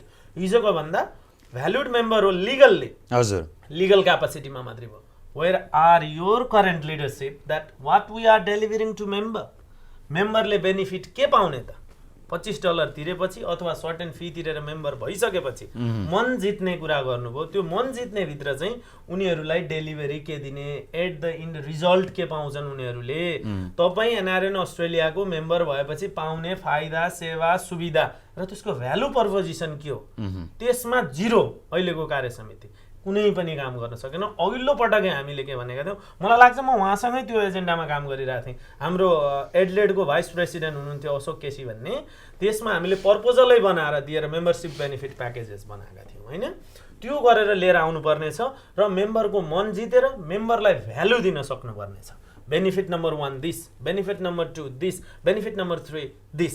Let's say इक्जाम्पलको लागि सेवा सुविधा दिने कानुनी परामर्श अफिसहरू, लयरहरूकोमा जाँदा, एकाउन्टेन्टकोमा जाँदा, डक्टरकोमा जाँदा एनआरएन अस्ट्रेलियाको मेम्बरसिप कार्ड देखाएपछि 5% डिस्काउन्ट हुने हो कि, हस्पिटालिटी सेन्टरहरूमा 5% डिस्काउन्ट हुने हो कि, ब्याङ्कहरूले कसरी चाहिँ सेवा सुविधा दिने हो कि होइन। यहाँको लोकल बडी छ। हाम्रो लिगेसी र हाम्रो भ्यालु अर्गनाइजेसनको भनेको त्यो हो। हामीले पेन्डेमिकमा पोका बाँड्यौँ, आफ्नो तरिकाले बाँड्यौँ, जो त्यसलाई पोका नभनौँ, म त्यो फिर्ता लिन चाहन्छु। जुन राहत प्याकेज हामीले लिएर गयौँ त्यो हाम्रो प्याकेज क्यापासिटीमा गऱ्यौँ, तर हस्पिटलले दिने फेसिलिटिजहरूमा हामी चुक्यौँ, अरू एजेन्सिजहरूबाट पाइने फेसिलिटिजहरू डेलिभर गर्न हामी चुक्यौँ। त्यो एब्सोल्युटली काम अहिलेको कार्यकालले गर्न सक्थ्यो, त्यो एडमिनको काम हो, उहाँहरूले ध्यानै दिनु भएन, गर्नै चाहनु भएन, गर्दै गर्नु भएन, टाइम भएन अथवा के भएन। सो हिस्ट्री पास्ट लिगेसीहरू क्यारी गर्ने काम अहिलेकोले भएन। र अब जो उहाँले चाहिँ आफै कन्स्टिट्युसनमा मैले पनि काम गरेको मेम्बरसिपको चाहिँ भ्यालिडेसन प्रोसेस के हो भने, तपाईँको हरेक स्टेटको स्टेट कोअर्डिनेटर र त्यहाँको स्टेट सेक्रेटरीले, हजुर स्टेटबाट मेम्बरसिप एप्लिकेसन लज हुन्छ, सेक्रेटरीले भेरिफाई गर्छ, स्टेटको भिपीले कन्फर्म गर्छ र त्यो एनसिसीको सेक्रेटेरिएटमा जाने हो। जेनरल सेक्रेटरीले सबै गर्नुपर्छ भन्ने होइन। जेनरल सेक्रेटरीको रोल के हो भने एट द इन्ड त्यो पर्टिकुलर स्टेटको भाइस प्रेसिडेन्ट र सेक्रेटरीले पठाएको विवरणलाई आवधिक गर्ने। राइट। त्यसमा इन्डिभिजुअल एटिच्युड, इन्डिभिजुअल बिहेभियरले लिडरसिपको कन्फ्लिक्ट भइरहेको छ। तर कानुनले अहिले हामी एसिकमा छौँ, यसमा जेनरल सेक्रेटरीले गरेन, भिपीले गरेन, सेक्रेटरीले गर्ने भन्ने छैन। स्पष्ट रूपमा विधानमा लेखिएको छ, these are the roles and duties of that particular leader into particular state and has to be executed. No choice. गर्न सक्नुहुन्न भने पछाडि बस्नुहोस्। त्यो रोलले त्यो गर्नुपर्छ भनेर कन्स्टिट्युसनमा लेखेको छ। तसर्थ हामी कन्स्टिट्युसनलाई हेरेर पढेर, मैले अघि नै भने फिट एन्ड प्रोपर पर्सन हुनुपर्छ अबको एनआरएनए अस्ट्रेलियाको डिरेक्टर हुनको लागि। र हामी पर्सनल बााउन्ड्रिजमा बसेर एक अर्कालाई सहयोग गरेर संस्थाको लिगेसी र भ्याल्युजमा काम नगरेर अब हामीलाई छुट छैन। हामीले पाउने सेवा सुविधाहरू पाइरहेका छैनौँ। अब यो लेभलमा यो तरिकाले खोइ त अहिले त्यो लिडरहरूको खुम्चिने व्यक्तिगत इगोमा जाने लिडरहरूबाट अब संस्था चल्न सक्छ? त्यो हुन सक्दैन। अब चाहियो भिजन, चाहियो मिसन, चाहियो टाइम, चाहियो काम, चाहियो रिजल्ट, त्यो गर्नु पर्यो। कन्स्टिट्युसनले क्लियरली लेखेको छ we are in ASIC and we need a very very proper qualified fit and proper director, right? त्यो हुनुपर्छ र ती कुराहरू अनुसार उहाँले भने जस्तै पब्लिकको मन जित्नलाई हामीले भ्यालु प्रपोजिसन अगाडि सार्न पर्यो। हिजोको लिगसी थियो, त्यो डकुमेन्टमा मैले आफै काम गरेको हुँ, त्यो नेतृत्वले काम गरेको थियो, ती कुराहरू इन्कर्पोरेट भएनन् भन्ने मेरो असन्तुष्टि हो। त्यसमा मैले मनन गरेँ, हामीले त बुझ्यौँ पनि। मैले यहीँनिर फेरि मैले रोकेँ किनकि यो सैद्धान्तिक बहस छ र अबको 6-7 महिनाको समयमा हामी यही यस्तै बहसहरूलाई निरन्तर गर्ने प्रयासमा पनि छौँ। तसर्थ पनि अन्य बहसहरूमा आज समेट्न नसकेका मुद्दाहरू हामी समेट्नेछौँ। तर अन्त्यमा म फेरि पनि तपाईँको सटिक धारणा चाहेँ, अफिस सम्बन्धी तपाईँको धारणा र अबको नेतृत्व या अबको कार्य समितिले गर्नुपर्ने अथवा ध्यान दिनुपर्ने क्षेत्र कुन हो, त्यसमा म तपाईँको क्लोजिङ लाइन्स लिन चाहन्छु। Thank you. तपाईँले अबको अफिसमा जोड्नु भएको छ। Absolutely we need a physical office. उहाँले भनेको जस्तो डिफ्रेन्ट अप्सनमा जान सकिन्छ। हामीसँग अल स्टेटमा टेन्टेटिभली 6वटा स्टेटमा हाम्रो कन्सुलेट अफिसहरू छ।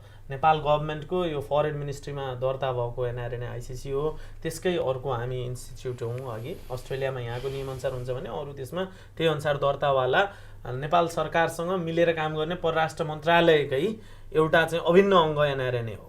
तसर्थ हरेक ठाउँमा जहाँ जहाँ एम्बासी छ, एम्बासीसँग त्यो द्याट इज वान अप्सन। मैले त अझ के भनिरहेको छु भने डेलिभरीको लागि, काम गर्नको लागि त्यो गभर्मेन्टको एम्बेसीज कन्सुलेटहरू भनेको टिपिकल गभर्मेन्टको रिप्रेजेन्टेटिभहरू हो। हामीले मिलेर काम गर्न सक्छौँ। तर एनआरएनए त्यो पर्टिकुलर कन्ट्रीमा भएका एनसिसिजहरूको डाइनामिक्स तपाईँ त म यो खुला र गर्वका साथ भन्न सक्छु, विश्वभरि नै यो मान्यता कायम भइसकेको छ कि कन्सुलेट एम्बासीलाई भन्दा एनआरएनसहरूलाई नै उहाँहरूले विश्वास गर्छन् र उत्तरदायी ठान्छन्। नेपालीहरू जो विदेशमा छन् उहाँहरू राजदूतावास खोज्न जाँदैनन्, एनआरएन खोजेर आउँछन्। यो एनआरएनको क्रेडिबिलिटी हो। यसमा हिजो लागेका लिडरहरूले क्रिएट गरेको लिगसी हो, भ्याल्यु हो। त्यो भए हुनाले एम्बासीलाई पनि सहयोग गर्दै that could be one option. Otherwise what we need त्यस्तै अप्सन्सहरू लिएर अफिस चाहिँ चाहिन्छ। इन्डिपेन्डेन्टली फिजिकल अफिस चाहिन्छ।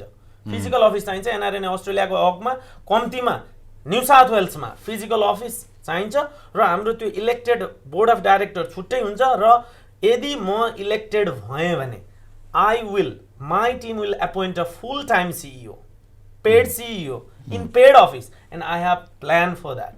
पैसा खर्च हुन्छ, रेन्ट तिर्नुपर्छ, इलेक्ट्रिसिटी, टेलिफोन, अफिस म्यानेजमेन्टको I have a very good plan.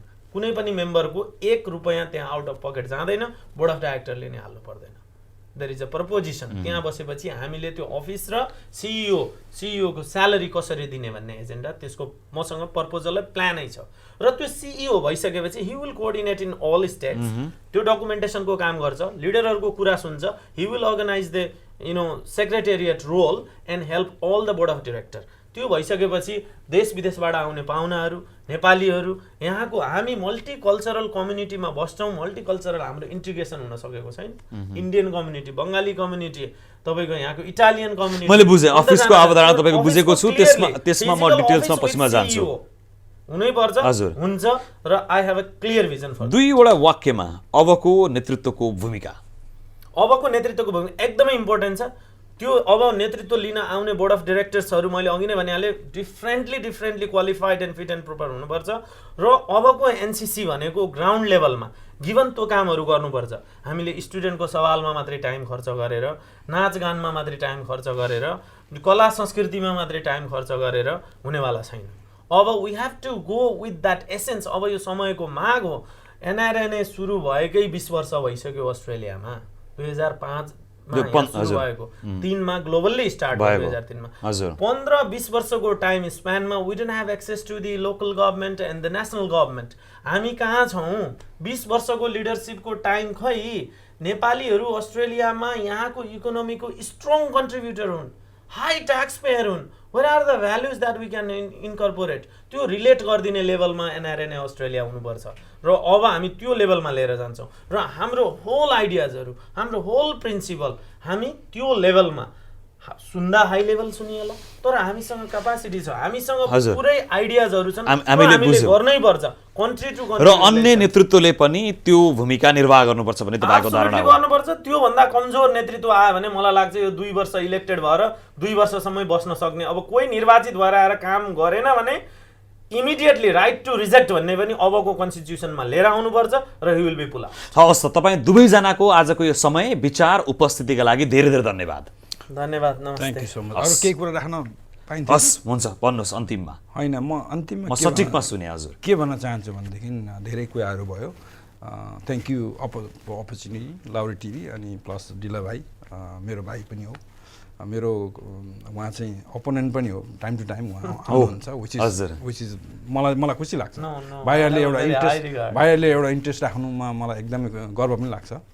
म के भन्न चाहन्छु भनेदेखि अहिले चाहिँ नि अघि नै मैले भन्न भ्याएको छैन, अब कसरी जाँदैछ अहिले त हामी त इलेक्सन कुरा गर्दैछ, तर हामी त काम त गर्न बाँकी छ, त्यसलाई भुल्नु भएन। गर्दा हाम्रो चाहिँ एसएससी एनएसडब्ल्यूले चाहिँ मेन्टल हेल्थलाई फोकस गरेर त्यसको अवेरनेस प्रोग्रामहरू चाहिँ ल्याउँदैछौँ नेक्स्ट मन्थ। त्यस्तै गरेर ग्याम्लिङले चाहिँ कति मान्छेको चाहिँ ज्यान गएको छ, यो कुरालाई अवेरनेस गर्नुपर्ने भन्ने हाम्रो त्यो फोकस छँदैछ। अनि प्रोहिबिटेड सब्सटेन्सेस, यो जति पनि यो ड्रग अल्कोहल यसले पनि सताइरहेको छ, यसलाई पनि हामीले फोकस छ। जब अपर्च्युनिटीको लागि हामीले त्यो जुन किसिमको फर्म एउटा क्रिएट गरेका थियौँ, how could you help us भन्ने खालको चाहिँ, त्यो पनि राम्रै इफेक्टिभ भयो र अहिले चाहिँ जब साइडमा चाहिँ धेरै राम्रो सुधार आएको छ। गर्दा हामी चाहिँ नि we are still with you, तपाईँहरूसितै छौँ। गर्दाखेरिमा चाहिँ हामी चाहिँ त्यो अहिले चाहिँ त्यो जुन लाइनमा हामी कुरा गरिरहेका छौँ त्यसमा हामी दौडिरहेका छैनौँ, हामी काममै फोकस छ हाम्रो। अझै पनि मेन ठुलो ऊ चाहिँ हाम्रो यो इलेक्सनलाई कसरी उ गर्ने, त्यसमा पनि हाम्रो मेम्बरसिपलाई हामीले जिरो मेम्बरसिप भन्ने कुराहरू आइरहेको छ, टर्म एक्सटेन्सन भन्ने कुराहरू आएको छ, यस्तो खालको एकदम जटिल डिसिजनहरू गर्नुपर्ने छ। गर्दाखेरि यसमा चाहिँ हाम्रो फोकस छ। यद्यपि मलाई एकदमै रिग्रेट के छ भनेदेखि हाम्रो एनसिसी अस्ट्रेलियाबाट चाहिँ अझै पनि हाम्रो अफिसियल भ्यू के हो त, यस्तो जटिल मुद्दामा पनि हाम्रो अफिसियल भ्यू अहिलेसम्म नगइसकेको अवस्था छ। गर्दाखेरिमा चाहिँ म आफै त्यो टिम हुँदा पनि मलाई एकदमै दुःख लाग्छ। I think hopefully before AGM हामीले त्यो कुरा चाहिँ हामीले पुर्याउन सक्छौँ। अनि म के भन्न चाहन्छु भने अन्तमा चाहिँ नि गिभन द अपर्च्युनिटी, हजुर, यदि देवगुङलाई अब सबै जनमासले चाहिँ होइन तपाईँ अगाडि जाँदा ठिक हुन्छ भनेदेखि आइ एम गोइङ फर चेन्जको लागि एनआरएनमा केही चेन्ज चाहिएको छ, त्यही चेन्जको लागि मेरो चाहिँ उम्मेदवारी हुन्छ। सेकेन्ड डिबेटमा पनि तपाईँहरू दुवैजनाको यो भनाइ र सङ्कल्प जारी रहोस् र हामी फेरि छिट्टै यही नै दोस्रो डिबेट सम्भवतः आज छुट्नुभएका अन्य सम्भाव्य उम्मेदवारहरू पनि आउनुहुनेछ, फेरि पनि हामी चर्चा गर्नेछौँ। आजलाई भने धेरै धेरै धन्यवाद। गैर आवश्यक नेपाली सङ्घको आगामी निर्वाचनको सम्भाव्य उम्मेदवारहरू डिलाराम खरेल र देवबहादुर गुरुङलाई आज हामीले कार्यक्रममा उपस्थित गऱ्यौँ र उहाँहरूको भिजन, धारणा र योजनाहरू समेट्ने प्रयास गऱ्यौँ आजको यस कार्यक्रममा, जसले गर्दा आगामी नेतृत्व कसरी छनौट गर्ने भन्ने विषयमा तपाईँलाई निर्णय लिन सजिलो होस्। आजको कार्यक्रम कस्तो लाग्यो? तपाईँको सुझाव सल्लाह प्रतिक्रियाको आशावादी छु। आजको कार्यक्रमबाट लाहुरी टिभी अनि नेपाल टक सम्पूर्ण युनिटको साथमा म मदन कोइराला पनि बिदा माग्न चाहन्छु। तपाईँको समय शुभ रहोस्। अवस्था नमस्कार। Nepal Talk with Madan Koirala, only on Lahori Television.